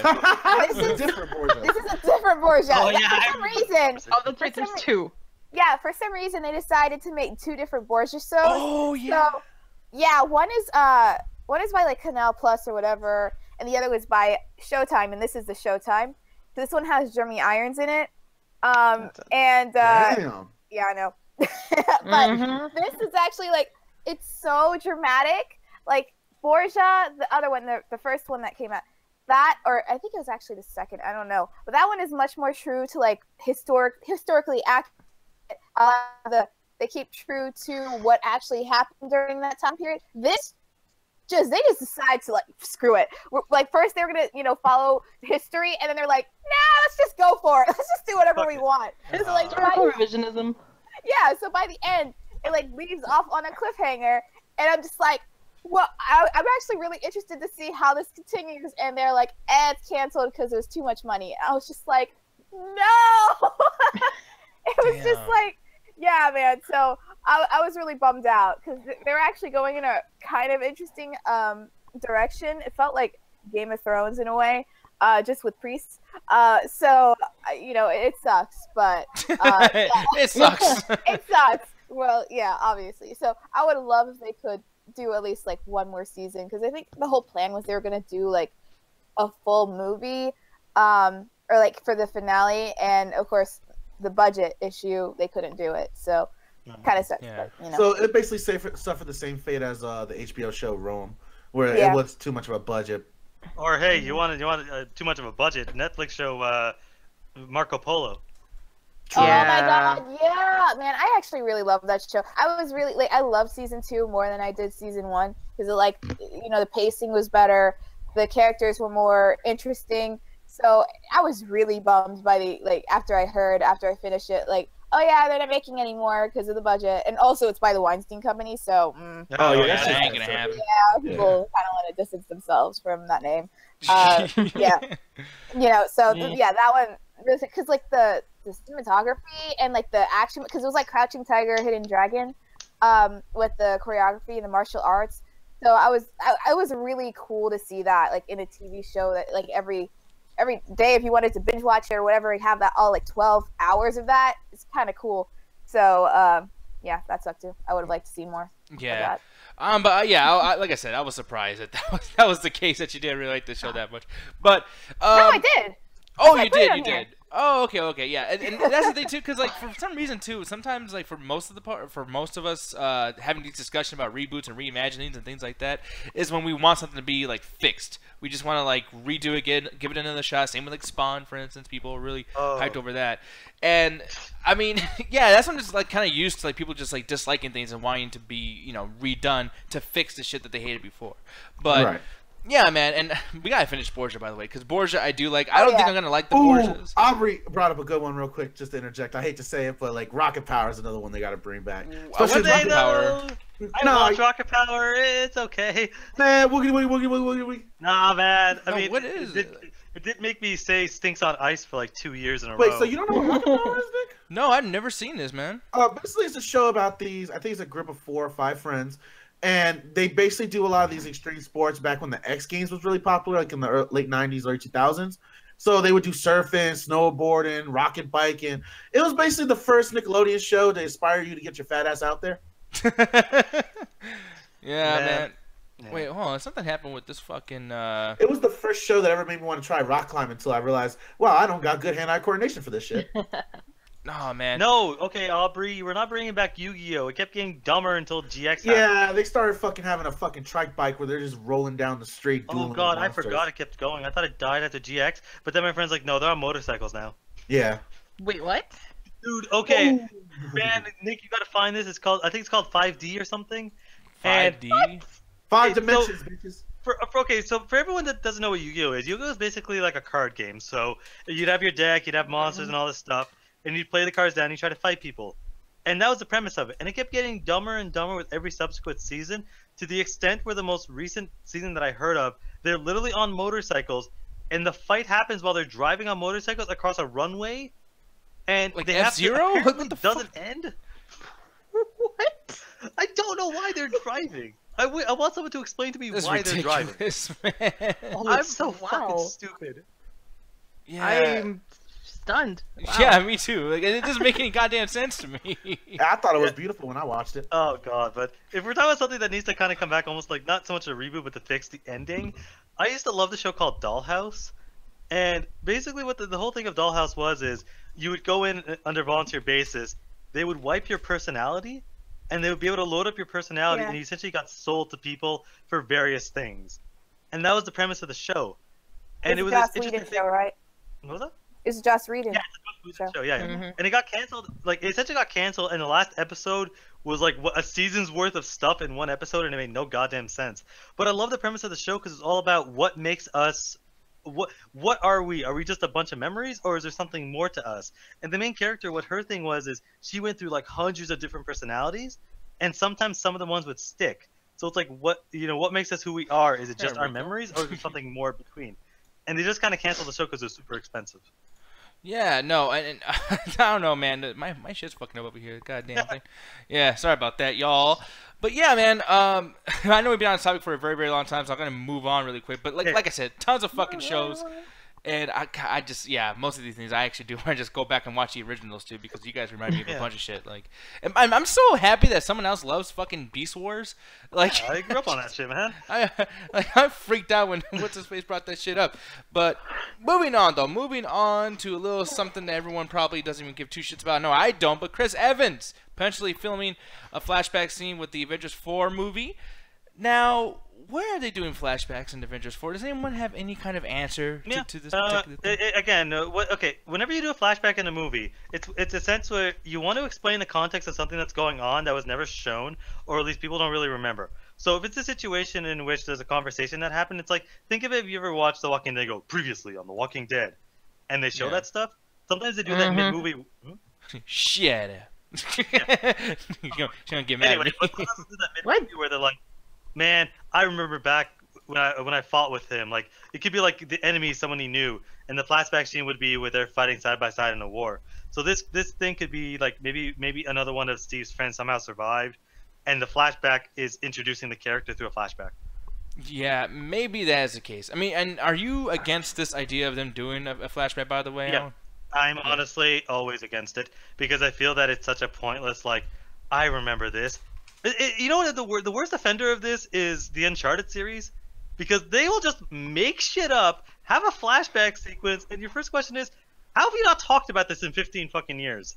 It always bothers me because it's like they make it up clearly, and it's never organic. It's always like, oh man, he was my greatest friend and I miss him to this day. I've known you for 35 years and you've never mentioned him. Or in some cases where you're married to the person, it's like, how have you never brought this up? I hate when they do that shit. No, I do too. And like, that's the thing too. Ganja, do you even give a shit about this type of thing? Man, too? I give two fucks about a DC project. Marvel all day, bitch. This is Marvel. Boom. God damn it. I was honestly going after that whole conversation. Wow. Good lord. I was fucking around with Gary in the chat room talking about Rocket Power still. You caught me bullshitting the whole time. Oh, now, honestly, when it comes to the flashback movies and these Avengers things, I give up when it comes to the extra content, when it comes to these comic book movies. Like, the last one I saw was with you guys, the Young Justice series. Oh, yeah. But I haven't watched any of these I guess they would call them spin-off series, since basically the Teen Titans Go came out when they redid that. Like, I'm not really a huge fan of all the extra material. Like, I'm more into the movies, sometimes the comic books, but like when it comes to the TV shows, I'm mostly into like the late 90s, early 2000s shows like Batman Beyond, the original Batman series with Kevin Conroy. Yep. Those classical ones that they always try to bring back with the voice actors, but it's never the same. Yeah, no, and I mean, I'm the same way. I don't really like flashbacks a whole lot. I mean, there's some times where I do like flashbacks. Wait, what happened? I'm laughing because I know Alan, when he makes the next highlight video for next year, it's going to be Ganja fucks up subject terribly. No, it's all good. I don't even know what I'm going to be doing this time around, but I cannot wait to go through the fucking footage. I will say, though, dude, like, I would have made the exact same mistake because I can't fucking tell. Chris Evans, Chris Pine, Well, I was like... I forgot to read the Chris Evans part, and all I saw was flashback. So I figured they were talking about the flashback. Flashpoint. Yeah. So I thought you guys were talking about DC this whole time, and none of y'all said character names, so I was lost in the ether by myself. No, but yeah, man, like I don't really like this idea too. But the thing is, though, like whether or not we do have an issue with those type of like things in movies, of flashbacks and whatnot, maybe there is some that are kind of good, maybe, probably. So I decided to do this right quick. Another community question, Alan. You know what? No, actually, I'm gonna read this shit. But with this, with Chris Evans potentially filming a flashback scene for Avengers 4, what are some really awesome flashback scenes and movies that you really enjoyed? And also, why is this particular flashback scene so damn awesome to you? So, yeah, with your answer, you give me your answer and then tell me why you like it. My statement has always been, I can't name one on top of my head only because I always think that they're awful. I really, really fucking hate them because of the fact that I feel like they're telling story that should have been already either told or hinted at, and they're just to add some stories like we just made this shit up. So it's like I'm sure maybe there is something, but off the top of my head I can't think of one. Okay. Well, I don't know about you, but that Martha flashback was really awesome. Oh, gee, are you fucking around, by the way? Flashback? That's how the movie started. No, because they flash back when Batman and Superman were fighting each other too. Oh my God. That doesn't count. Yes, it does. It is a flashback. How was it, man? It does. It was technically a flashback because it was Bruce like, hey, you know, what? Yeah.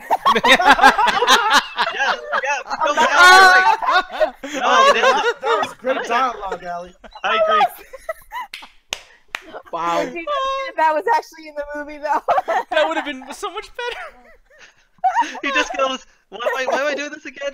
What's up? What? We'll be friends? I lost my train of thought halfway through that sentence. I was like trying to form words, and nothing came out but what? I was just thinking about that, and that Batman boy, what? He's just stuttering, doesn't know what to fucking say. I know Julian's probably pissed off right now too because we even said fucking Batman versus Superman. Why'd you say that? Oh man. Oh, you know what? It's a great flashback. The whole entire Wonder Woman movie. Yeah, okay, that counts. It is. It is. Slightly, maybe, probably. No, actually, no, it doesn't fucking count. No, because yes, it does. Because it starts out with her in modern day, and she's like, "Oh, let me tell you the story of my life." That's her impersonation of Wonder Woman. Yes. They want to tell you the story of my life, I am Wonder Woman. No, man, and another thing too is like I don't like that answer just because of the fact that I just don't like fucking Wonder Woman at all. Like so, but too bad for you. Oh, too bad for me. No, wait, but is Wonder Woman in the movie technically a giant flashback? That's what I was saying. No, that's what she just said. Yeah. Oh, sorry, I didn't hear that. Y'all were yelling at each other. My bad. That's a great flashback. I'm busy yelling at Julian in the chat. Blame him. Oh God, don't you try to throw that hot potato on that motherfucker right now. He's just like.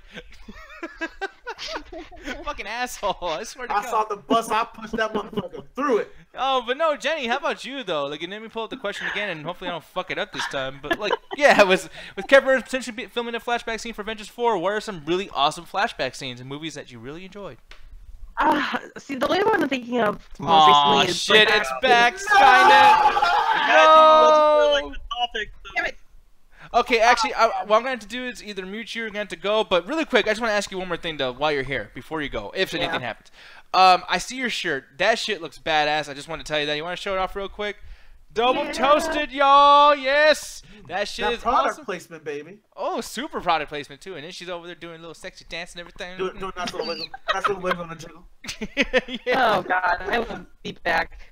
Oh, yeah. I'll take care. And I'm glad Jen, she gone. She dead. Bye, Jen. Hey, you know what? At least her internet hold out for like, what, 2 segments? That was amazing. Usually she dies out like for the first 5 seconds. Yeah, and by the way, like those headphones are lit. They're actually pretty cool. I like those. Yeah. Can I have some? I like your shitty ass headphones you got, Alan. Ooh. Country ass, these cost like $100. Man, those look like some modern DJ boosts from like the fucking 80s. These are fucking wireless. She came in with these fucking blue ones with a wire. Fuck that shit. Hey, Jenny. Hey. Dang. My bad Jenny. now. Oh, Yeah. you're good now. You're good. Yeah. So I think the reason why it goes Skynet is because I don't talk, and then it just means my computer fucks up. Oh, what? It mutes your fucking thing? I must. I don't know. Maybe. I have no idea. That's the only thing I can think of. Just get a webcam, because a webcam has audio, and it would probably solve that problem. Well, maybe that's all good. But anyway, while you're still here, actually, because I might end up muting you if the thing messes up again, whatever. But while you're still here, like that question, like with the flashback scenes. Since I can hear you now, what's a flashback scene you enjoy? I was gonna say going back to Captain America: Civil War, because this is the only way I think this flashback in Avengers 4 is gonna work out. Is because they did kind of touch on it in Civil War with the whole Bucky thing. Yeah, wait, Bucky or Bucky? Bucky. Bucky. Dang. Shut up. You're Bucky. Ooh. I know your mom's not here just to that one. I'm not even gonna. No, not even gonna go there. But yeah, no. They kind of touched on that. And they kind of flashed back to, him getting programmed into, the whole code thing and stuff. Like they had a flashback to that because that was the whole main plot of the movie, or at least one of the big reveals in the movie. So they flashback to that pretty well because it's something it didn't come up until now, and you had to address how it got there. So I thought it worked out nicely. But that's kind of relating to the question of how we could do a flashback in Avengers 4. So. Right. Yeah, no, exactly. No, but I really do think that that was a cool flashback scene. I mean, I wasn't really like, oh man, I was taking it back. But I don't go back and watch it, but I think for the movie, it worked fucking perfectly. You know what I mean? But Ganja, how about you, sir? Hello. Hello, buddy. I didn't. My can's not fucking up. I just turned it off because I didn't want to see you guys watch me blow my nose. Oh, okay, it's all good. I'm back, baby. There you. Okay. That's actually the reason why I have my webcam off all the way too, because I blow my nose, I masturbate. It's a whole fucking thing. Man, but go ahead. I don't know how you do that. What do you got, like 3 fucking hands? You masturbate and changing the camera and checking the chat room? That would explain how you can run export. The thing is, I keep that. Fuck you. You just got nothing but hotkeys and sticky keys, yo. Go ahead and continue, you sick fuck. Wow. Continue on what, sir? You're supposed to ask me a question. No, just what's a flashback scene that you particularly enjoyed from back in the day, if anything? I mean, that's the thing. I was sitting here the whole time trying to think of one, and usually I didn't want to use a war movie because they tend to be kind of legit ones that always you go back to. Like for example, with I'm trying to think of the war film right now. It's where is it Saving Private? No, it's not Saving Private Ryan. I think it's Full Metal Jacket, where the guy is having like a PTSD moment inside the hole. And I think he's an officer, and he doesn't want to go back. And during the character scene, they're just cutting through like carnage and just like the sound of the actual bombing that's going on in the background. So it was like representing like he's just experiencing the same stuff over and over again, and he's basically no help to the main character whatsoever towards the end of the film. And he's supposed to be like the head guy in charge, but like an actual flashback scene that where you show like actual like character development. I think the only one I could think of, like in recent memory, when I was watching a lot of cinema back in the day, was the Harry Potter films when they would show like how the Harry's parents came together as a resistant group against Voldemort. They will always do like these flashback sequences. I forget how. Al, you're more of a Harry Potter fan than I, but how was they do these flashback sequences? Because I forget. Oh yeah, they would go into the Snape's memories. The pensive. Oh, The pensive. Yeah, pensive, whatever it's called. But it's like this big bowl, and literally, like, you would take out a memory, like, from, like, with your wand, and you'd actually see it, and then you'd put it down in this, like, bowl, and then, like, Harry would, like, put his face, like it's water, like, put his face in it, and then he would transfer down so that he would see the memory that was unfolding. And it was, like, really cool, because it had these special effects that, like, like, smoke would form, and you would start seeing people, exactly like that. Yeah. Yeah, it was really cool. I always thought that was a cool way to do flashbacks because it actually made the character involved with the flashback. It wasn't just some like third element that was just for the viewer. We were watching this along with Harry. Exactly. And they also but that's the thing, like bringing back my thing of it's unorganic. They literally stopped the movie. Like in the book, that makes more sense. But there's literally a war going on when that scene actually happens, where it's like, oh man, World War II's happening. Let me just watch a YouTube video for a minute. And get back to the war. Not only that, like they done it on several occasions. Like when the Sorcerer's Stone appears, like the first time you see Harry's parents, they do it in a very loving way. Like the way they've done the flashbacks in the Harry Potter series, I've always appreciated, because even when you show the war scene, it's not just jarring because it all has a point. It's going through a massive memory run to where he gets to the point where he figures out how to defeat this fucker. Like it's all just a huge flashback of memories. It's not supposed to be very jointed and very focused because he's getting a rush of all this energy from Voldemort in his own mind. Whereas, for example, when he sees back to when his parents were first formed in the Order of the Phoenix, and you see Sirius Snape, which is why I really appreciate the flashback series because he's one of my favorite characters. It actually shows that this guy that we've been hearing a lot of stuff about as either a anti-hero or a straight-out villain is actually one of the coolest dudes in the fucking series. To the point that he was still doing good after he was dead. Yeah, no. And I always felt like the flashbacks had some sort of purpose. It wasn't like, oh, well, we're just killing time. They were all at least very interesting, and you really wanted to find out, and you found out more. Like more was revealed as like the series went on. So yeah, that's a really good one, Ganja. Thank you. Yeah. Now, Alan, how about you, sir? I think I already asked you, but you didn't finish. Or no, flashbacks. Oh, it's back again. The Sky. He's having THC capsule flashbacks to No, but me and Julian have been arguing about this BS, and he does bring up Forrest Gump, and I think like that does it really well, where it's a lot of flashbacks to actually explain kind of what's going on, and that to me is fine. I think it works a little bit better in a movie than it does in a TV show when you've been spending so much time with this. But it's just like it really is few and far between because a lot of these people are naming this stuff, but flashbacks aren't a rare thing.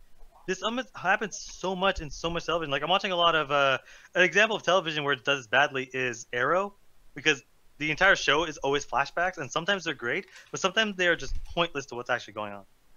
Yeah, and Julian brings up another good one. If you go to the YouTube chat room, Kill Bill is also another good one that does a lot of flashbacks very properly. Yeah, it goes back and forth. Yeah, and by the way, like I'm just gonna show this really quick too. Since you just brought it up, that's not the right thing at all.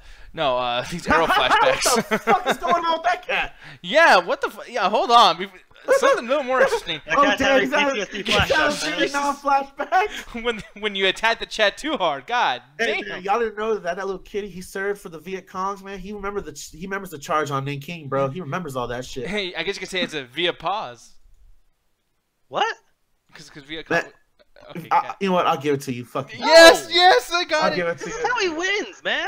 No, I give it to him because I just pictured like the Siamese cat holding a AK-47 rifle with like a red armband and shit, looking like a Viet Cong with the little rice hat.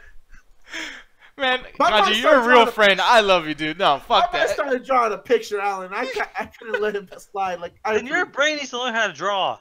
Oh. Fuck you. We're gonna move on though really quick, and I'm gonna move on to this particular thing over here. Joss Wheadon is still attached to the Batgirl movie. I fucked that up. Man, what'd you just say? It's Joss. Oh, did I say Everyone Josh? keeps saying Josh. No, I don't know. I'm just Josh is a name I've never heard before, like ever. So I'm gonna stick to Josh. No, his name is Josh fucking Whedon. All right, god damn it. No, I'm just playing. Whedon. Wait, what? Oh, Whedon. Whedon is a country. Man, I'm sorry. I don't give a fuck. All right, god damn it. Man, that guy, he don't have a middle name because he be fucking that up too. You know what? Joss Whedon is still attached. It's still attached to the Batgirl movie. And someone's gonna be like, "It's Batgirl." Batgirl. No, well, here's the thing. First off, just a big question here. I know I've asked this the entire fucking show, but does anyone give a fuck about Batgirl? I mean, especially now. Yeah, to a certain degree. Like, she was always one of the more interesting members of the Bat family, because you had all the Robins and they had their own varying backstories. But Batgirl really just joins up with them, and just because she actively believes, and it's not a situation in which she has some sort of tragic backstory, she just shows up because she's like, man, I can actually help you the fuck out. I can actually do a lot of cool stuff with you, with not only the tech stuff, but I can also fight and actually solve crimes and stuff.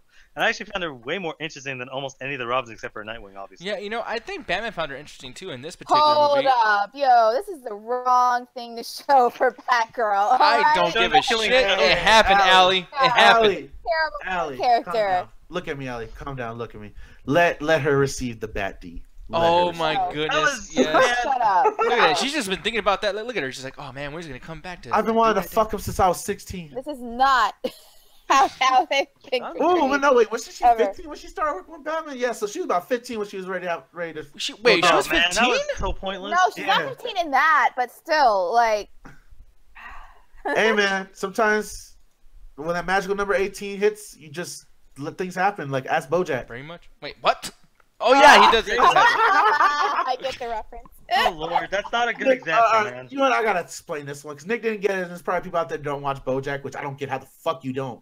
But in the scene, like he actually sleeps. It's basically the George Lopez that you always complain about. He basically sleeps with his TV daughter. Yeah, no, and I actually did see that BoJack Horseman, and good lord, Jesus Christ. But here's the thing, though. I gotta say, the chat, by the way. Thank you, Dejan. You were right on it. How, Dejan? How? Diddy meow! Diddy meow! Diddy meow! Lord, I like how Alan's like maturity's like showing right now. He's just like, dude, I'm like so over these guys right now. Dejan, if you were able to Photoshop a rice hat on his head, I could. I'm not going to, but I could. Dude, if you do that for me, you ain't gonna see me for 2 days. Cause I'm gonna die of fucking broken rib. But just for 2 days. Like, he's gonna die for 2 days and come back. Like Jesus He came Christ. back on the 3rd, man. He told it right. He's gonna tippy toe on the fucking oceans, on the top of the ocean. Like, I don't know what the fuck. Tiptoeing on a crucifix. I'm laughing at your dance. I don't get the joke.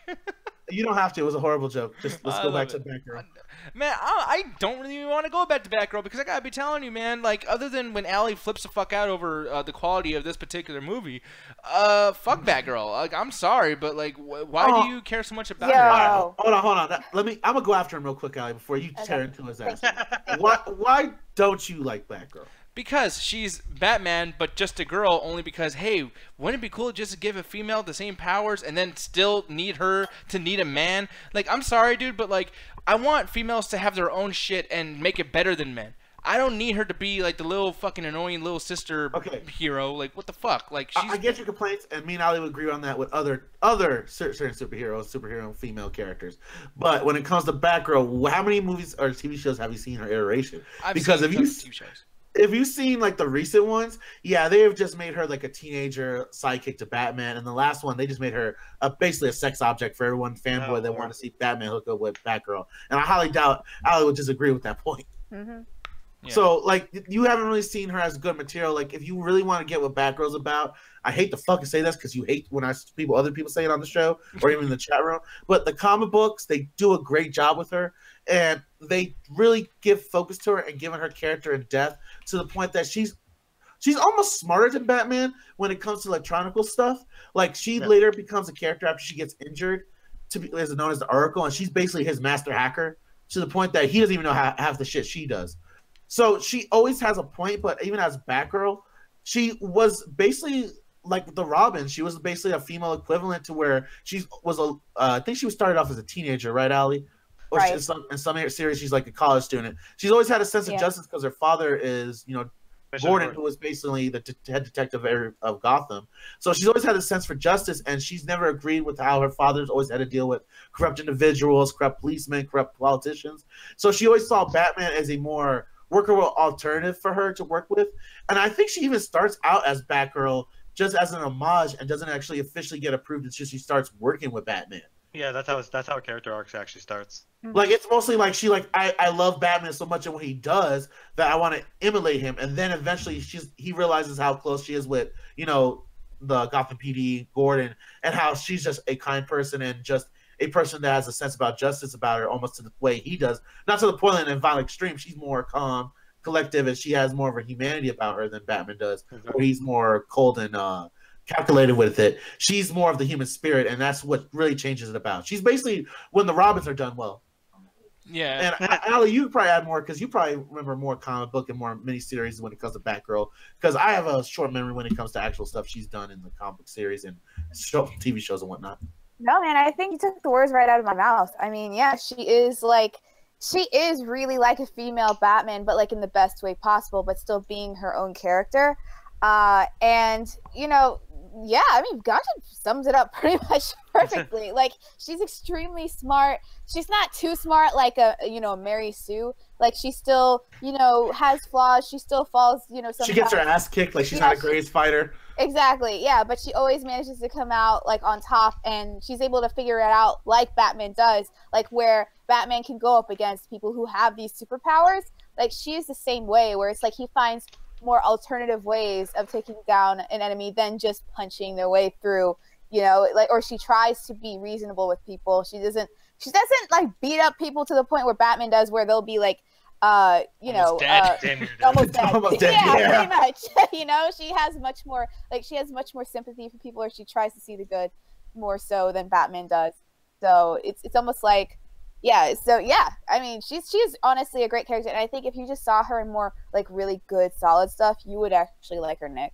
Yeah, I mean, maybe I'll give it a shot. It's just like, I mean, I will say, because I had this argument with you, a real heated one. You and I started yelling at each other about Wonder Woman, and how I thought, like, yeah, she ain't no fucking role model. She's just another chick with her fucking titties out and the whole thing. Oh, no, you say that to any woman, they would slap you. Sorry, but goddamn. Allie was pissed. She was pissed, and I'm sorry, but I will say, though, like, honestly, Wonder Woman, I still kind of thought that a little bit. But Justice League, I don't blame you on that one. The Justice League has definitely redeemed her. Like, I gotta say, and we'll talk about that later on. Mm-hmm. But I officially now will say, you know what? I totally see what you're talking about with Wonder Woman. Granted, every other man on that fucking movie sucks ass, but they got Wonder Woman right. I'm happy. They got Wonder Woman right, yeah. And hopefully that same thing happens with Batgirl, because I really do feel like, especially now with Gal Gadot, like even showing some real life Wonder Woman shit, saying like, "Hey, I ain't gonna be on a movie if Brett Ratner has anything to do with this shit," and like, "Fuck this dude." Yeah, that's the best thing, is that the actual actress is actually almost like a real life Wonder Woman. Yeah, I think that's really cool too. And it's Brett Ratner, so nobody cares if he leaves or not. Well, I mean, I'm sure like movie executives. If he is associated with, you know, sexual misconduct. Yeah. No, what I mean is if he left, nobody would cry about it. I'm actually glad we're talking about this, yeah. Because I don't know if you've seen the stories that's come out about Gal Gadot recently, but apparently, like, I don't know if it's Brett Ratner that she got kicked off of the movie series? No, she wasn't kicked off. No, it's not Brett Ratner. Why the fuck am I thinking that name? What was the guy that she got kicked off for sexual assault? No, you're right. That's Brett Ratner. Oh, it was Brett Ratner. He was a producer. Like, he had his production company. And I don't really honestly know if the actual, like, stories were true. Because, like, you know how people like to be clickbaity and... Yeah. You know, oh my God, Gal Gadot says she's not coming back. Like, even though she signed a contract, like, she's obligated to be in Wonder Woman 2. Yeah, no shit. Yeah, like, you know, obviously, I think it was something she did bring up to the producers. I don't think it was anything like, you do this or I walk. But yeah, I mean, it's not good to have a production company associated with someone who, honestly, all this stuff is really true about him. Well, not only that, like, I've been hearing I don't know if it's his company or his camp or just some other people that feel like they need to defend the guy Brett Ratner, because there's now rumors and stories that are coming out about Gal Gadot, and if you look at the YouTube chat, Julian has already mentioned it. There's rumors apparently that she's a cunt. Like, she treats people like ass. Like staff, like Jennifer Lopez extreme, or I've heard that's Mariah so Carey strange, because when you hear her backstory of how she actually got into acting, I would never expect her to be anything more than that's my thing though. Like, I don't know if this is just a hit job though, because it's Hollywood. Yeah, I mean, I'm not gonna say anything's not true, because you never know people. I didn't think Kevin Spacey would be involved with something like that. So, you know, I don't know. She just seems like a really amazing human being who takes the time to actually, like, talk to her fans and really, you know, not talk to her, but, you know, like, she would stay with someone for longer than, like, other people would. Like, I saw a great video of her. I saw a video of her, like, talking to this girl, and she was just crying because she was just so happy to be, you know, seeing Wonder Woman. And of course, she goes by, like, Ben Affleck and all the other actors, and, you know, they're like, hey, you know, whatever. And but now, like, she actually stays with her, and she's like, oh, you're such beautiful, you know, don't cry, this is great. Like, she actually stayed with her and comforted her to make sure, you know, stop crying and everything. I mean, Ezra Miller was like, oh, you know, he was trying to do something too. But, like, it just shows how she takes the extra mile to, like, really kind of, you know, be close with the people who are a fan of her. I just don't see that in her character. It could be true. But a lot of times when there are strong women like this who actually want to try to do something good, there are always going to be people that are going to try to dig up any sort of, like, little dirt or make a little false statement about someone that was probably completely out of, like, one situation that might have happened that might have been completely justified. Who knows? You don't know. But she just seems like a really genuine, good human being. So I honestly think this is false, but who knows? But, I hope it's false, honestly. I really do. No, it might be something I was getting at. It's like, it might be just that, you know how we always have this discussion of people that are, like, being walked over? It might be a situation where Gal Gadot is just not taking shit from anybody, and people are thinking she's a bully. Yeah, it could be that, because you know how people are, especially with women. especially with women in Hollywood, that they're looked at as bitches just because they ask for the same equal pay as men. You know, like how Jennifer Lawrence was one of the biggest advocates, and they would say like people would, you know, oh, okay, that girl, whatever, like, why she's asking for more money. It's like, yo, she's a starring lead, like, she's like the most popular person in your movie, and she's still not getting paid as much as this male counterpart who's not really as popular. Like, yeah, you know, women have to put their foot down sometimes, and not everyone likes a strong woman you know, who isn't going to take any crap from anyone. So yeah, no, exactly. And by the way, oh, I'm sorry, Nick. No, I was gonna segue into speaking of strong women. Rashad, how you doing? Why you do that? Every time. Hey, Ganja, what's the reference? What movie is that from? Man, Life with Eddie Murphy. Oh, because I told you last time, bitch. Thank you, Nick. Oh, anyways, man. Can we give some respect to Rashad, though? Like, man, he hasn't even talked yet. Rashad, how you doing, sir? Welcome to the Midnight Chat Tag, buddy. Nick, how do you call me a woman, but you have longer hair than me? Well, then fuck you then, man. Hey, man, let me defend this dude real quick. Hold on with Rashad. Rashad, no. No. No, man. No, I don't know, man. I'm a bitch. But, no, I haven't seen you in a while, man. Really? Man, just been working. A new position at work keeps me busy. Oh, Doggy shit. style? Nice. Yeah. Wait, Ganja, what'd you say? What's that? I said doggy style. It was a stupid joke. I don't even know why y'all paused and looked at me like this. I like how Rashad even answered just yes. I said what? I didn't say yeah.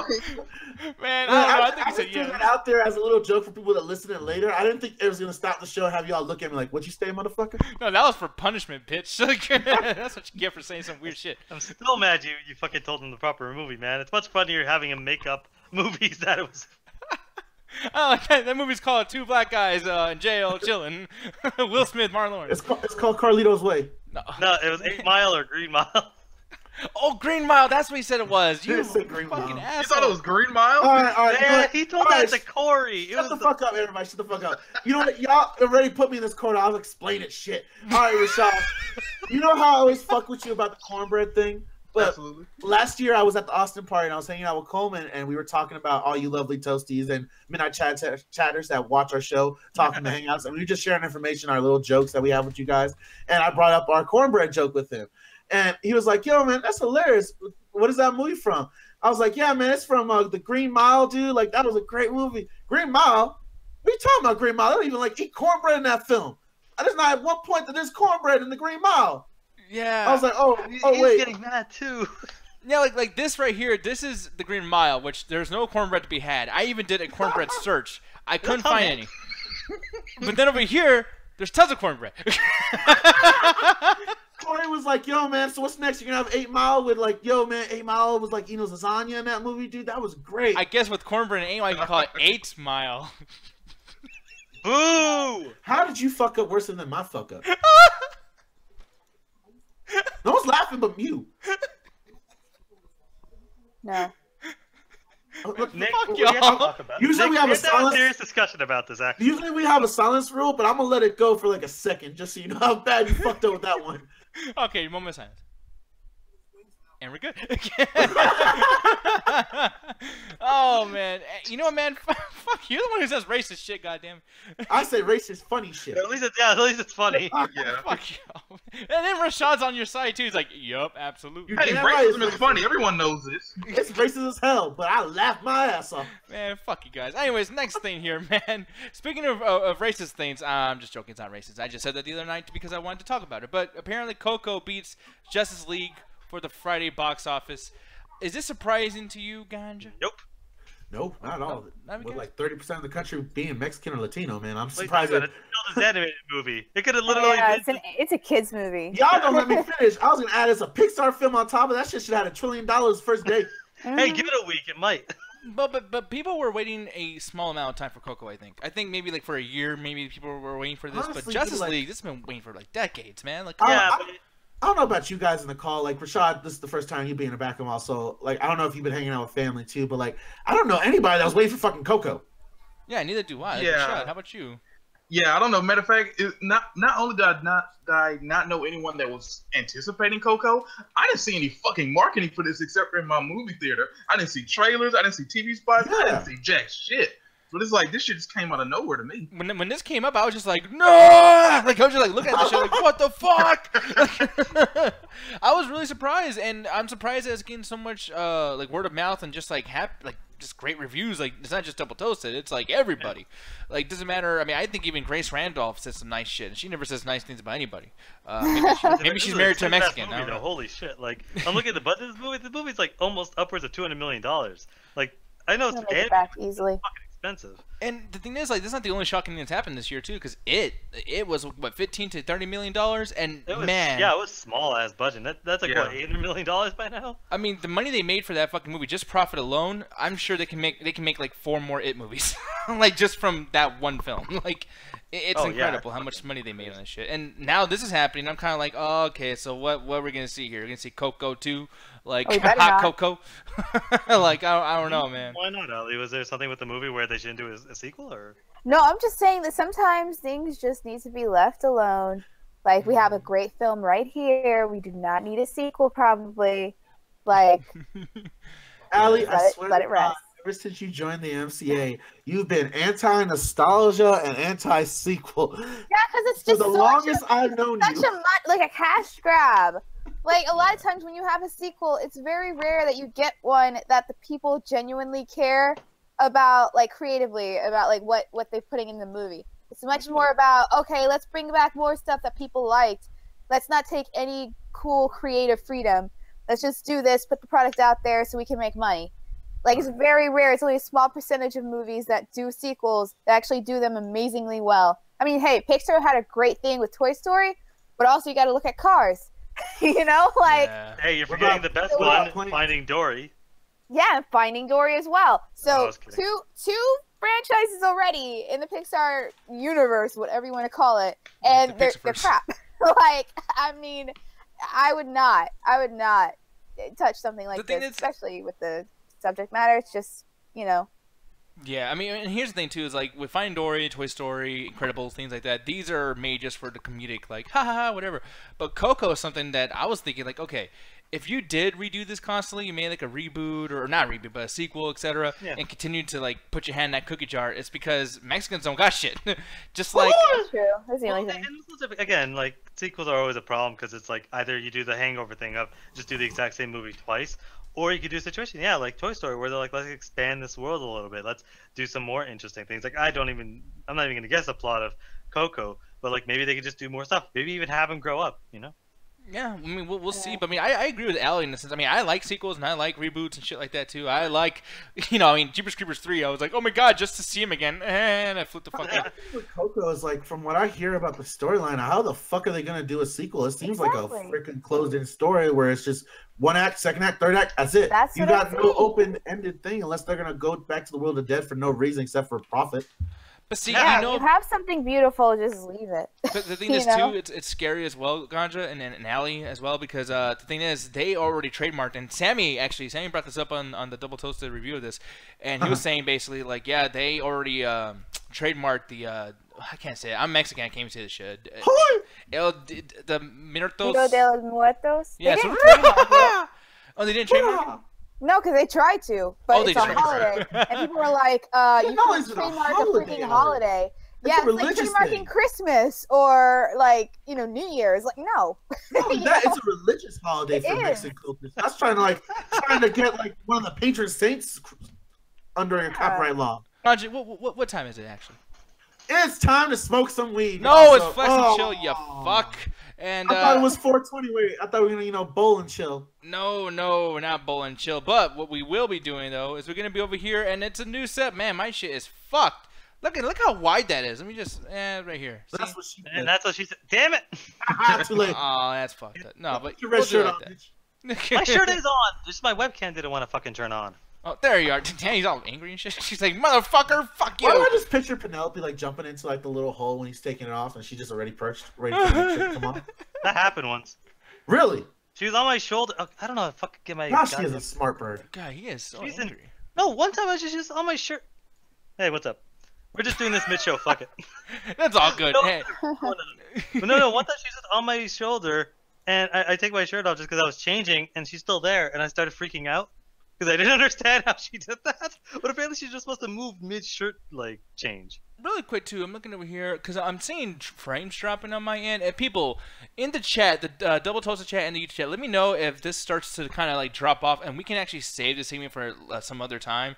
I don't want anything to kind of fuck up and have you guys sit through some So shit which chat room? So DT and YouTube chat room, can you guys please let us know if it is working at all? Yeah, because we don't want to waste your time either, y'all. Like, you know, we want to, you know, like, I don't know, good things. Good, happy things coming from me. God damn it. But here's the thing, though. We're only going to review one thing today, and hopefully, Rashad, I want to ask you something real quick. Have you seen Justice League, sir?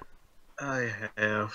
Oh, this is going to be fun. Oh, goddamn. So, NLP is best bird, Cedric. aw. Agreed. So, here's the thing. And Contra, I didn't even ask you, Amanda, have you seen Justice League? Fuck no. Okay, damn. You've seen some pretty shitty shit. I don't know why it's so like, fuck no. No, he's too busy watching School Days. Man. Well, No, I guess- we all watch School Days, and for the anime nerds out there and just people in pop culture in general, I think we'll do that next week. We're not going to do that this week. Fuck that. Yeah, But no speaking shit. of Justice League, I was really not interested because I've heard people tell me to stay away from most of the fucking DC products. I'm white. I'm back. And you're back. But I get rid of most of the DC products. So it just comes to when, man, I just don't really have an interest with it because I've heard so many negative things about it. I don't like how the production has gone about. I feel like DC is just rushing. Fourth of all, I'm a hardcore Marvel fan, except when we talk about Flashpoint, because I don't know what the fuck that is. But when it comes to the movies and just the basic comic stuff that I know, I'm more of a Marvel fan, and it seems like Marvel's doing this way more popular than DC, where it seems like DC's got his dick to the wind, hoping somebody would come and suck it. And it looks like nobody's coming up and approaching DC, and he's just lonely out there with a cold. And from what I hear, it's like not even the cast is mostly likable. It's either the guy that looks like a buff version of me with blonde hair, or it's Gal Gadot, who's the best part of this film. I mean, I agree with you to an Fucking extent. You wish you were Aquaman. Hey, I said the buff, better version of me with blonde tips. I knew what I was saying. But Ellie, I'm gonna ask you really quick because yeah, you saw this a while back. Now, how fresh is this in your brain? I mean, I've seen it twice now, so. Oh, snippity snap! So that's actually a good sign in general. So right away, like, is this anywhere near as good as Avengers? By the way, because No, not at all. no, it doesn't touch Avengers. Yeah. Avengers is much more of a coherent film. You know, directed by one person, written by one person, and has a lot of already history behind. You know, the franchise. It was like a build up. You know, everyone had their own movies, so yeah, there's going to be much more investment. But yeah, with this movie, I mean, hey, there's some great parts. I honestly enjoyed it. It's not as good as the Marvel movies. Even I would say it's better than the worst one. That, you know, Thor: The Dark World, I guess you could say, would be the worst one for a lot of people. But it does suffer the same thing with that movie, the terrible villain, and just like he's just nothing. Like, he's gonna completely be forgettable in a couple of years. No one's gonna remember Steppenwolf. But I actually really did like the cast, especially, actually, surprisingly, Henry Cavill. He actually kind of sold me as Superman in this. I was always on the fence about him in Man of Steel and in Batman v Superman, because he just wasn't given anything, you know, to work with. Like, how is it that he has his own movie and he barely has any lines? You know, like, that says something. But here he's actually given a chance to shine, and I think honestly most of that is because of Joss Whedon. So if anything, I really would love to see a Superman film directed and written by Joss Whedon, because he brought out, oh my god, my dog, he brought out the humanity. Superman's just like, what the fuck was that noise, Ellie? He like, Joss Whedon actually brought out like the humanity in Superman, and like the acting somewhat ability of Henry Cavill. Like, he's actually charismatic when he is actually given some really cool, you know, interesting or just funny dialogue. So it is possible. You know, I was never like, I always thought he looked great as the part, but just he just acted like a wooden freaking doornail. I don't know, but Yeah, and I mean, hey, Wonder Woman's great. You know, like anything I thought the weakest of the group was probably the Flash, and even then I liked him. Ezra Miller is a great actor. I just think that he was like, they're like, okay, you're the comedic relief. So it's like they really put so much jokes and so much like punchlines and stuff like that on him, and it didn't always work. And I think everyone can agree, like, the best scene is, like, he's not even saying anything, you know? Like, he's just... Yeah. Yeah. That is the most hilarious scene, just with his acting. Like, his facial expressions. Oh, that was ridiculous. Yeah. So it's like, I think if they just pulled back in his own movie, it would be fine. But, yeah, it's just... it's definitely not... It's not the worst superhero film. It's definitely better than, like, Batman and Robin. It's better, yeah. It's better than like Spawn. It's better than Elektra. Like, it's better than all those terrible films. Definitely, probably better than Thor: The Dark World in some ways, but it's better than Cancer. It's better than Cancer. Holocaust, and then there were some great scenes. Don't get me wrong, but I do think that you could tell that it was really cut down. No, yeah. Go ahead. Well, because the thing that I was going to complain about, because, like, okay, you're saying that the Flash is probably the worst, or you said the best part of the movie, or what did you say about the Flash again? No, the Flash was like the weakest, I think, the weakest. Of the cast. Yeah. Now, see, I'm sorry, but Batman, ooh, fuck Batman. I hate Batman in this fucking movie, dude. Aquaman was cool. Wonder Woman was cool. Wonder Woman on here is actually way better than she is in her actual movie. Flash is pretty.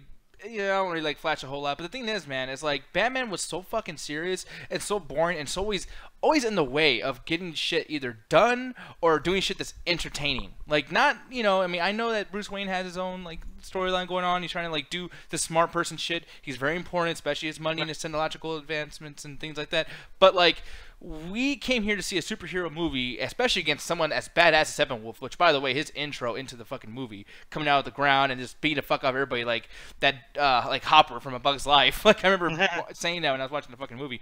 And Steppenwolf is amazing. I don't like he's not in the movie a whole lot. There's not a whole lot there for him to do. But his look is badass. When he's beating up damn near the entire Wonder Woman army, like all those girls from La Mascara, whatever the fuck they are. La Mascara. You almost had it. I don't know what adding random letters to the mascara. Yeah, just like mascara. He was attacking Sephora. The last part every time. Yeah, exactly. That's a really for a female army. You should not name that shit mascara. I mean, you're just trying to get me to stereotype that fucking thing. Like, I don't understand. Based on a Greek mythology. See, the thing is with you and Justin and Greek fucking yogurt, I'm sick of the shit. Like, what does that have to do with anything? Whatever the fuck. I don't know why you guys like Greek so much. Like, you always bring that shit up. I don't like yogurt. Because that's what it's based on. Does Greek have their own country? No, exactly. They do. It's called They pretty much do. Shit. Wow. A country Man, Jesus. World. All right. You found out something new about Nick. He didn't know that Greece was a country. Then why do they don't call them Greece people? Oh, that's fucking racist. Greece people. Are you fucking kidding me right now? The struggle is real. Does Arizona got nothing but white people and Mexican? I'm sorry, dude. All I want is 3 flavors, man. Vanilla, chocolate, and fucking... Chocolate yogurt? That didn't teach you basic geography or history. I wasn't paying a whole lot of attention Like, in school. When you were in school, did you think the Spartan War took place like in Philadelphia or some shit? Oh, wait, hold on. Before we The continue. Olympics are from Greece. Okay, really quick. Before we No, continue. they're from Texas. Before we Austin. continue, I gotta say, y'all talking shit, Alan, you fucked up. What? You're gonna make fun of me and you spell Greek wrong. It's 2 Oh, fucking E's. that's Really? Okay. Really, dude? At least he knows it's a country. Yeah. Now look him up. That As per usual, Ali always has my back. Gotcha. Fuck you, man. I like how Julie says greasy Greek. I'm fucking dying. This is great. That's some bullshit, man. That's fucking man. Shit, if you didn't hate Wonder Woman now, he's definitely gonna hate after this conversation. Oh my god. Wow. Fuck Damn. these words. I love JP. He says, "Isn't Nick supposed to be the smart one?" Absolutely not. But thank Why you for did you thinking hear that. that? No offense, Nick. Fuck you. I know Cedric knows my shit too. He's just like, yeah, Nick's trying to deflect the fucking blame. But anyways, no. All I'm saying though, man, is fucking I don't even know, like Greek something. No. I didn't like the fact that Steppenwolf wasn't shown more in the movie too, because I really liked his characters. His characteristics. I liked how tall he was and how fucking brute he was. He looked like the corrupted Shinnok from Mortal Kombat. I fucking love that shit. He's just attacking people constantly. But then the shit looks like fake. Like when he's handing people off the horses, it looked like 300. Actually, worse than 300. It looked like a fucking video game. Some kind of like PS1 cinematic video. Right. And I don't know what you think about that, Allie. Like, I mean, did you feel like maybe it was so disjointed as far as people getting attacked and everything? Yeah, you know, the CGI felt like looked so much like CGI that you had a hard time buying that this was in our same world, like on Earth, you know? So, and also, can I just point out the freaking elephant in the room with the mustache? Oh, Jesus Christ. That was haunting me in the movie because, like, Allie told me about it, and she's like, "Man, you can't unsee it." I'm like, "Ah, it'll be fine." And then it happened, and I couldn't stop staring. I was like, "It happened in the very first scene of the movie, and it doesn't stop." Yeah, it looks so weird. It's so like you could just tell something is wrong with Henry Cavill's face. I disagree. This actually doesn't look too bad. Like. No, it's not there. It's no, not there. No, this is not a reshoot. See, what happened was like, yeah, when Joss Wheadon came in, they had to do reshoots for stuff. I'm sure you know about that. Oh, yeah. So at that point, he was shooting Mission Impossible, and Tom Cruise was like, "You ain't shaving that mustache." So they were like, "Okay, we'll just CGI it out." So the stuff like the parts where he looks a little bit weird, those are the reshoots. But yeah, like that scene, that's was shot when Zack Snyder was still directing. Oh, okay then. Yeah, that makes a lot of sense. And actually, me and Julia never agree, but man, he is so right. After Blade Runner 2049, the CGI looked like trash, and good God, he is right. Man, it looked like something from like 2007 in some parts. Like I still can't get over this one part where they're like, the Justice League is flying up in Batman's plane. And Alfred is on the platform watching as they go, and it's a CGI Alfred. What? I didn't even notice that.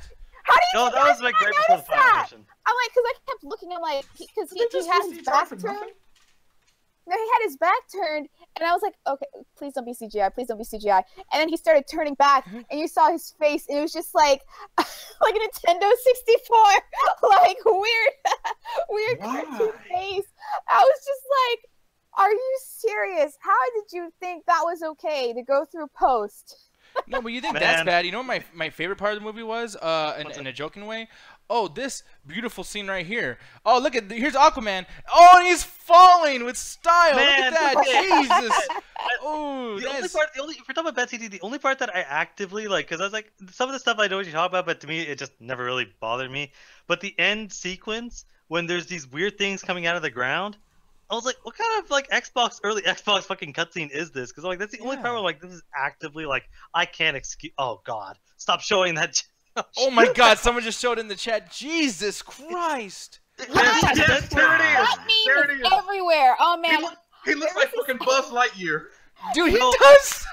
He really does. No, there was this article I found. Like I'm trying to do his face right now. Dude, I don't know if they CGI'd his mustache or they added a CGI mouth. I don't think that's his mouth. Dude, for so much money, or was it? Like, I don't even know if that wasn't if it cost a lot of money, but like, why was it that bad? I have no idea. I honestly think what it was is it was so late into shooting, into the reshoots, that they didn't have the time to actually make it work. I think they just did it, but they didn't have the time to go render it and make it fluid. It was like a quick job. Happened. Yeah, and by the way, like, I'm sorry, but I thought the picture was distracting enough, but Josh's comment. This is a man. Allie turns into a swimming pool over. How does he think sexual attraction works? Like, it's Josh, so we don't know. Well, when normal, not CGI. Yeah, he's handsome. Like, yeah, this CGI fucked him all over. Yeah, I don't think that's his mouth. That was some Terminator Salvation. No, I feel like that's a CGI. Oh my God, yes, at the beginning. Oh, that wasn't as bad. The beginning. Okay, what was on the phone? I got it right away. I was like, yo, he looks like the fucking demon from Gerald's game, yo. Oh, dude, the Moonlight Man. Fucking Moonlight Man, y'all. Oh man, like I'm not even joking. That's fucked. I'm gonna show a picture of that shit right now. The Moonlight Man. Oh my goodness. Oh, please don't. I'm gonna have nightmares. Allie, avoid the DT chat. And Nick, in the Man, this entire review is gonna sum up to the movie was all right, but that mustache though. Yeah, pretty much. Oh God. No, that's what I was doing actually. Yeah, Nick, there was an article that they had, like it had an article on Yahoo. It was just some people on Twitter creating memes of Superman. Like they had different mouths. I actually posted it in our private chat. Oh, okay, cool. Yeah, like if you want to show that, because it's just hilarious. There's some people like started comparing him to like other people, and I had to find this. Man, his lips look like one of those people that were born with that disease that their upper lip goes up. Oh, they get the left lip or something? Yeah, and then they get the surgery that pulls it down. It looks like a good lip, but you can tell that wasn't originally there before. That's the most BS thing in the world to me, where it's like, shave your fucking lip, motherfucker. Look at that! You see that right there? Go back up. You see that? Oh, look at that fuzz, dude. That was done with like an actual Photoshop brush. I made this up really quick to prove my point. Just look at the double toasted chat. Oh, that's fucked. Man, he's not wrong. Last year it was the Batman v Superman meme with like Ben Affleck, and this year it's the Superman meme with the CGI mustache. Man, I want those sad Affleck memes to come back, man. Those were great. Oh, I'm sure he's sad right now. Oh man, this is the reason why fucking Coco beat Justice League, y'all. Like, come on, dude. Jesus. Okay, I'm sorry, but I'm gonna be mad at it. Normally, I'm not mad at this bullshit, but I have a fucking beard. I have to shave this shit all the time. Like, it'll grow back, motherfucker. Like, how long does it would grow back? not let him shave it. I don't know, continuity. They would not. Yeah, something. They would not let him shave it because that's what they wanted him to do, and he was like, "Hey, can't I just shave it?" And they're like, "No." No, we have money. No, I actually know what happened. It wasn't even like any kind of work. What happened was they got some of his forehead and put it on his fucking chin. Oh. Good lord, what's up with that fucking 5 head? This dude looks like Kane from fucking WWE. Like, this dude looks awful. People, what? It looks like a UFO's trying to crawl out his head. No shit. And look at that big ass like vein too. Like, he's like, fuck yeah, take a picture. Man, you don't even gotta stab him. Just cut that one vein, he'll die. God damn. Like, the life source of Krypton is in his fucking forehead. Are we dissing your boyfriend right now? Like, damn. No, you're talking about the other dude. Yeah, but you're like, oh, Bendecito, baby. No, you can't help how he Shaving takes like a minute. No, man, but no, that's just amazing, though. Like, oh no, go ahead, Alan. No, I'm just like responding to Julie in the chat. He goes, "There's a tight shooting schedule, bitch. It takes like 5 minutes to shave." Like, no, but he just can't do it though. Like, that's just not possible. That is fucking bad too. Wow. That's pretty much like better than the actual movie. You know, that would have been better because he was basically a fucking villain. Like at a certain point in the movie when he comes out and just beats the fuck out of all the Justice League squad. That scene was great. I mean, it would have been dumb for him to have a mustache if he just came out of the ground. Okay, now we need to discuss this really quick too. And Alan, I'm gonna ask you then. No, but like the thing is, man, that fight, and I remember Double Toasted being, hyped about it, and everyone bringing this up, but that fight with the Justice League was fucking so stupid. Like, I'm sorry, dude, but I did not like that fight at all. Man, you always find the stuff that everyone actually raves about, and you manage to be like, "Oh no, that sucked," and then all the stuff that people hate, you end up loving. Yours is like an opposite effect every single time. How did you not like that scene? Because nothing, like, dude, they literally just ran up to him and just held him. And then, like, the Flash comes up from behind and this weird super slow-mo, and you just look at each other in this weird, like, homoerotic fucking... Yeah, what the fuck was... It was like Mystery Men. It reminded me of Mystery Men. I was laughing. The entire theater was... But didn't you feel the, like, oh, crap, when, like, his eye just started following him, and, like, you thought he was gonna go up behind him, and then Superman just, like... His eye breaks. I see you. No, the thing is, I would have... No, I would have, because I was like, oh shit. But the thing is, there's no type of fucking like I can't feel like anyone's in danger. And I know Superman's not going to kill anybody, but there's parts where I was like, wait, like, he throws a big ass boulder at Wonder Woman, and her sword, a sword, cuts through I don't know how many inches of... a mystical sword, yeah, okay, first of all, the sword and a katana in real life can actually cut through metal. Like, easily. So you have not only a sword that can cut through a rock, her going that fast? Like, yeah, of course. Like, she's strong, also, it's moving fast, and it's a sword. Yeah. No, fuck that. That was bullshit. What do you mean, fuck that? We could do that in real life. Well, then do it. Like, I don't know. Like, dude, again, based on the angle, based on her strength, based on the speed, and the fact that it was mostly probably like not like actual hard rock, like mixed in with dirt and stuff, it would have been easy for it to cut through, no problem. You know, it just showed. I thought that scene showed how easy it would be for Superman to take down everyone for the most part. Yeah. Wonder Woman could hold out the longest, I think. Oh yeah, because they're trading blows. Yeah, they would be neck and neck, but like everyone else, nah, they'd be gone. Yeah. You know. No, so but like, even the how enemies. much of a threat he is. Yeah. But you know that's why it's like so good. It's good that he's on their side eventually. You know. Yeah, but even the enemies too. Like I mean, like I was complaining about that, but like another thing too. And I like Steppenwolf, but like enemies were just like these fucking creatures on Resident Evil 4. RE4, like what are we watching? Yeah, no, Man, this is just like Resident Evil 4. Yeah. They are literally the same. Literally, the sounds of the flapping of the wings are the same. It's like, it's just like. I thought they were gonna do more with them. Like they were actually. I wanted them to do more. They honestly should have. They were actually cooler in Batman v Superman. I can't believe I'm saying that. But like, yeah, just like you know, like in the flashback, they were actually doing stuff.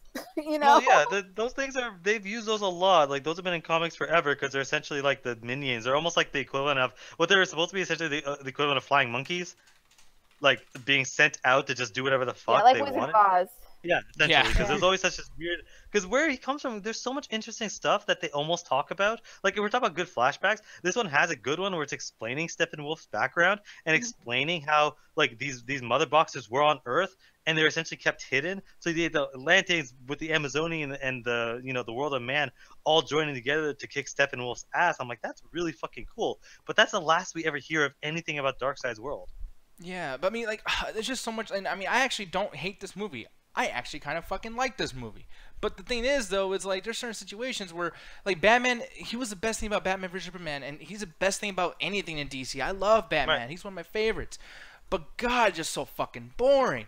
Wonder Woman. That's the thing. I almost don't disagree with you because I like Batman too. I like Batman v Superman and a bunch of other stuff. To me, I didn't find him boring, but I did find him the least interesting. Like Wonder Woman, like was essentially was the moral center. But Batman, it was so strange because he's usually the one with the clearest head.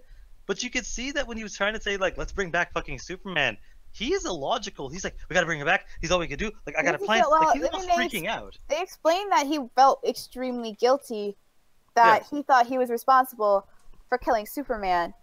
It's all his fault that he was gone. So because of that, like, yeah, he is irrational. If he's like, oh my God, I can undo the wrong I did. Right. You know, like if there's a chance, I want to take it, especially because he's such. He saw now how much Superman is actually a beacon of hope for people. Yeah. From what they showed in the movies, I'd say otherwise. But let's just do in their universe. In their universe, yeah, like he was like a really shining light for humanity. So the fact that like, oh crap, I think I took that away. Yeah, of course he's going to think logically. And he's just at a point now, I think, in his age that he has lost so many people. I mean, we saw in Batman v Superman, we saw the Robin, the costume. We don't even know if Barbara is Oracle right now or not. She probably is. So it's just like, yeah, who knows? It could come later on. But either way, he has lost a lot of people. That's for certain, because the way he was acting in Batman v Superman with like, oh, we got to take out this threat before it kills anyone else or hurts anyone else. So like now that Superman's dead and everything, he's just like, oh, I don't want to lose someone else that was actually doing good for humanity. So that's why I think he was in this movie more illogical than normal, because he just was afraid of losing someone else that was really good. Yeah, and I agree with that. But that to me, it's like I actually do like that because it shows a weakness of Batman we never ever get to see. But that to me is the only memorable thing about Batman in this whole movie was that scene. Everything else was just like, I think of, oh man, I loved Aquaman. In every scene of Aquaman, I was like, this is fucking great. They're finally making Aquaman like cool, and I like that. And I loved Wonder Woman. I love Cyborg way more than I actually thought. The Flash, I agree. I think the Flash was I don't even say the weakest. I say the worst part of this movie, because every line of dialogue he had, I don't know if he was just badly directed, but I literally felt like he was just reading off a script, and he had no emotion in anything he was saying. And his comic relief to me was it was a mix of three things. It was either him making a joke, him talking about hungry, or him just being scared shitless in every scene. Like, I felt like that was really all the character was there for. Yeah.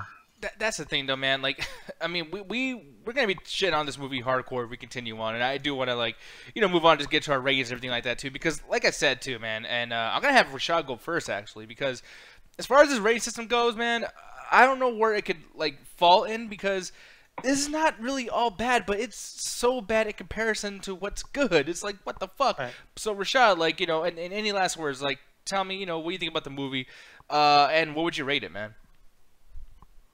Well, fuck. Ah, shit. I still, honestly, I really haven't thought about what I rated. I was just saw it when I walked out. I didn't have the feeling of Avengers with, and that was probably the saddest part about me, about this whole situation, is because Steppenwolf fucking sucked. I'm just gonna lay that out right there. He was fucking awful. Like, I think, Allie, you brought up Thor: The Dark World. He is on the same level as that villain. He is such a know-nothing character. It is fucking ridiculous. And it infuriates me because that any of these studios started franchises was because of Marvel. Because they saw Avengers make $1 billion. Great villain to bring the entire Avengers together. Steppenwolf is a know-nothing villain to bring this entire group together, and that was probably my biggest gripe. It's like, nothing like you at all whatsoever. You're basically making rapey comments at the Amazonians, and it's not making me feel like you're a good villain at all whatsoever. Was he? Yeah, he was like, "You'll love me. You'll all love me." See, like, dude, I felt you like may not want to say that. I felt like that was just like an overall thing, like for Earth itself, like you will all love me. Like it wasn't really like a thing with the Amazon. I felt like that like after, but it's like, yeah, you chose a weird time to say that. No, in like I will say, like, a country full of women. Yeah, my first intuition was like, oh, he's hitting on Wonder Woman's mom over here. Like what? So what you doing later? I mean, after the invasion. I respect that shit fully. But it's also funny because, especially as a big Superman fan, I was also happy to see that they finally got Superman right in this movie. I'll fight anyone on the fact that they think that this is actual character development, because it's fucking not. It is 2 movies with a static character, the death of him at the end of his second movie, and a rebirth and a completely emergence of an entirely new character. This is not fucking character development. You don't just die and then come back and snarky comments. You don't do that. Like, that just doesn't. That's not how it goes down. That was hey, you just figures, fuck it. What's the point of being depressed? I know what happens after death. Nothing. I'm just gonna enjoy my fucking life. Fuck it. And so you know what? I would understand that if they laid that out. They don't lay that out. Like, not in a good way. I've heard like people say like, yeah, there's a lot of shit like deleted scenes where like it would have explained it, but I didn't see the fucking deleted scenes. I saw the movie that they put in front of my eyes, so I can only judge it from that. But it's like, I would really like give like a middle rating for this, like probably like a 5 or a 6, because I agree with you most, especially on Batman, Nick. He was awful in this movie. I just realized we have a chance to teach Rashad the new rating system. He's been gone so long, Nick. Oh yeah, yeah, because that's the thing too. Like, and I guess I'll give mine, before you even do yours, so you understand. But like for me, I say stream it. And not in a sense, like, people always ask me, like, well, what does it mean to stream it? It's like, if it's a video game, wait till it's, like, on a subscription service, whatever. If it's a movie, wait till it's on Netflix or something. And, yeah, I do think that's the case. I don't think anyone should spend their money on this shit. I think you should just wait till it's just on, watch it. Like, you know what I mean? And, I mean, this right down the middle, too, like, Rashad, like, how do you feel about that? Like, is it right down the middle for you, too, as far as, like, I mean, would you recommend someone spending money on this or nah? I would recommend spending money on it as much as Redbox will allow you to spend money on it. So you would say rent it. Rent it, yeah. Okay, yeah, rent it. And man, to go see a matinee. Yeah, exactly. And then yeah, like Alan, I'm gonna ask you, dude. Like, go right ahead. Better than I'm kidding. No, you motherfucker. That's the thing. Like, going into the movie, I was kind of nervous because I was just like, I don't know if I'm gonna like it. But then as I was watching through, I'm like, I'm really enjoying all the characters. I'm really enjoying them introducing the characters. I feel like it's like a television show where they're like jumping from scene to scene, introducing all these characters. And I love that they did make this feel like this is a real world setting, even though some of the imagery was fantastical. And I remember going through, I'm like, I'm loving this movie. I'm loving every second of it. My only real major complaint is I just don't feel like there was any cool action. Like, there were some cool scenes, but there wasn't the warehouse fight from Batman v Superman. There wasn't the Zod fight from Superman. There wasn't the No Man's Land fight from Wonder Woman. There's no big holy shit action scene. There's just a bunch of cool. Well, He did. Sorry, my headset has sounds. Anyway, there wasn't any cool scene. But the thing is, they got some of the characters I didn't think they would get right. They got Aquaman right, and I love Aquaman so much. And everyone just shits on him and makes fun of him. But I'm like, he was my favorite part of the fucking movie. He's just having a great time the entire fucking time. And that like falling from the sky scene, I was like, that is so fucking sick. Because that is a controlled descent. That is him fighting up in a controlled descent. I'm like, this is fucking badass. Yeah, the villain was weak as hell, but honestly, I just remember going out of this movie like, I could honestly watch that movie again. I could sit there and be like, you know what, I actually enjoy this. So I honestly just give it a rented. Like, go out and just watch it with a few friends and enjoy it, because this won't be a waste of your time. All right, and God, I'm actually really surprised. Got two rents, and I'm just angry.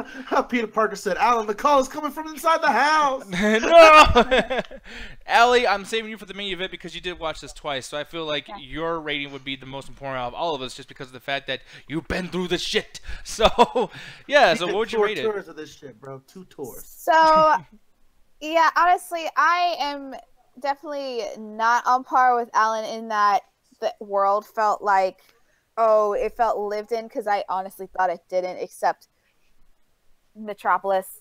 Gotham looked cool, but I didn't really see a lot of people in Gotham, and then the rest of it was just like a CGI fest, you know, and it just didn't feel like there wasn't a lot of texture, there wasn't a lot of like depth to the CGI parts that it felt at least cool visually.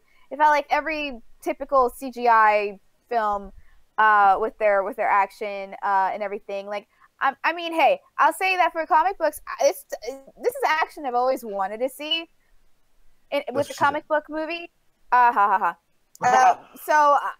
I did like you know Wonder Woman fighting and Superman fighting and all of them, like that's the CGI I didn't mind. But yeah, the villain is just like, it's just coming from DC, a place that are known for their villains, having really strong villains.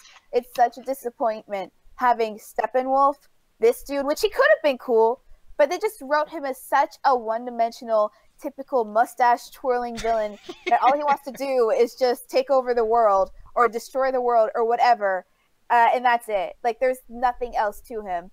And I do think that Darkseid will come in eventually, but this is not the first movie to get together the Justice League team. You know, like, how is it that Doomsday and General Zod were a more bigger threat than so-called Steppenwolf that brings in more, I guess, more damage per se? Like, it's just, honestly, Wonder Woman just could have handled him. You know, like, I do think, she like, really could have. Yeah, Wonder like, Woman just goes, I got this, beats him. It's like, what do we do? right on par with, like, Big dick jokes. Yeah, it just, like, he was right on par with Ares or Doomsday, so it just felt like they didn't need the whole entire team to defeat this dude. But, however, I have to say that, like, yeah, I don't think Batman was given a lot to do in this. I still like Ben Affleck as Batman. I don't know if he wants to continue doing it. Yeah, but I do think that as Batman, he is really good. As Bruce Wayne, he's actually really good. And, I mean, Gal Gadot, you know, I love her. She's great. I think she's really coming into her own.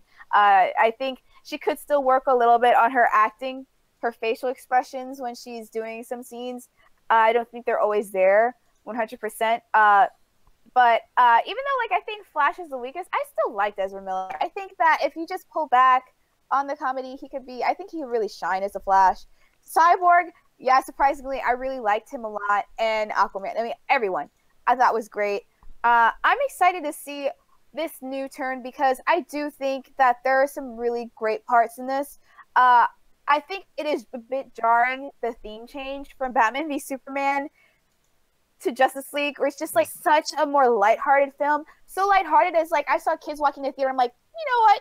Yeah, okay. Like, I can handle this. Whereas, like, if they saw Batman v Superman, or even some parts of Wonder Woman, I'd be like, no, maybe they shouldn't see this. Like, no, that gas scene in Wonder Woman would be great. Yeah, that's what I'm like. Yeah, I don't think this is for kids. But with Justice League, I'm like, yeah, this is lighthearted enough. They would be fine.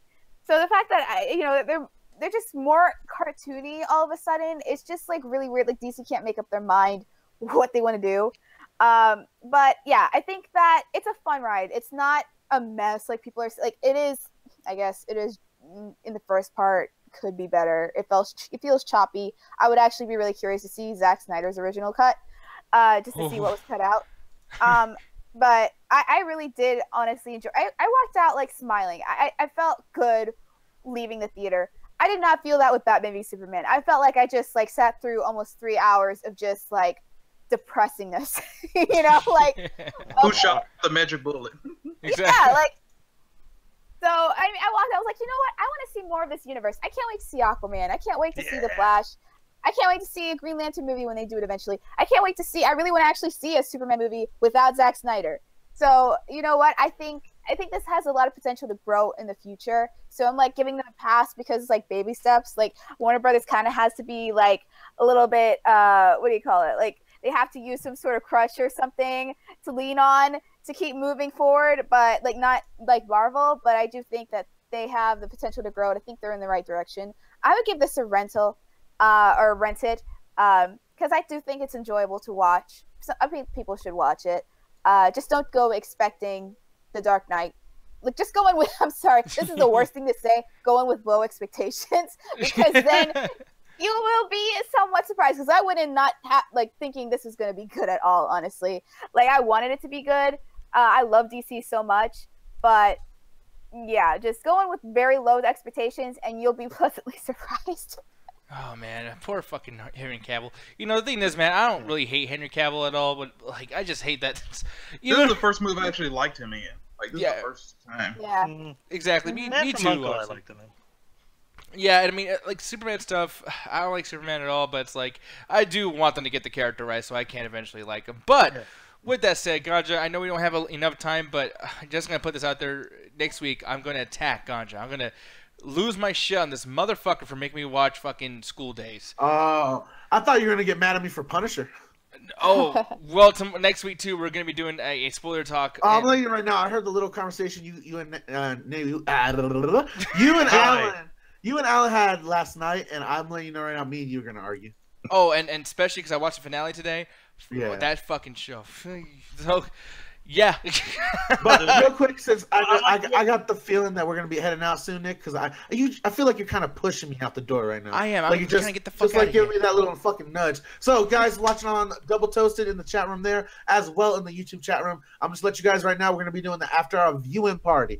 And Alan, would you please let the fine people know what the subject is gonna be for this one? So yes, what we're doing is 90s cartoons. So basically just anything from, early 2000s, stuff like that. Pinky and the Brain, Animaniacs. If I could somehow find a way to send a straw poll to the fucking YouTube chat, I will. I can only send it to the DT chat. But basically, we're just going to be voting on that. We're going to be sending a link to both the YouTube and the DT, so you'll still be able to join no matter what. But yeah, we're going to be watching, that's on the list right there. So Futurama, Simpsons, Pinky and the Brain, Animaniacs. Just a grab bag and a fan choice if there's anything else you guys kind of want to watch. We're just gonna be checking that out for the next couple of hours, so check it out. Not only that, guys, make sure like the viewing party, we got rules like we got on the regular shows. So make sure no nudity. That's a given with these programs with us, because we're trying to get a little more official, trying to get that official money as well. So that involves less titties. So keep that nudity to yourself as well. Also, it is a viewing party, so that includes viewing, watching the jokes, laughing the jokes, just enjoying the actual program we are enjoying with each other. The main joke is we want to have everyone enjoy the shit. That is the point with this shit. And if you aren't getting the fucking jokes of these shows, especially if you vote comedy, you're not going to appreciate it. So make sure to keep the talking to a minimum, or keep it on the subject that's going on about the topic within the show. We don't want you talking about Star Wars if we're watching Futurama. That shit makes no sense. Or like Peter Parker gave an example. If we're watching Ninja Turtles, why the fuck are you talking about Digimon? So with that in mind, for those people that are inside the YouTube channel, I'm going to put the comment section. Make sure to look out for it. Shut the fuck up, phone. I'll just look out for the link for the rabbit inside the comment section. And Alan, we'll be also posting inside the Double Toasted chat room. So, Nick, do you got any more announcements while we ready to head this off? Nope, we have no more announcements other than the fact that next week, if you guys have seen The Punisher and if you guys have seen School Days, fuck you guys. Don't watch School Days. Just wait for us to yell at it. But yeah, if you have seen, we would like for you to come on, and I'll give you a link to the call when we get into that particular segment on the show, and then you can kind of share with Ganja and myself what you guys think of both things. But until that time happens, everybody in this call, we're gonna scream together because I'm gonna be counting down. Go ahead, sir. In 3, 2, 1, attack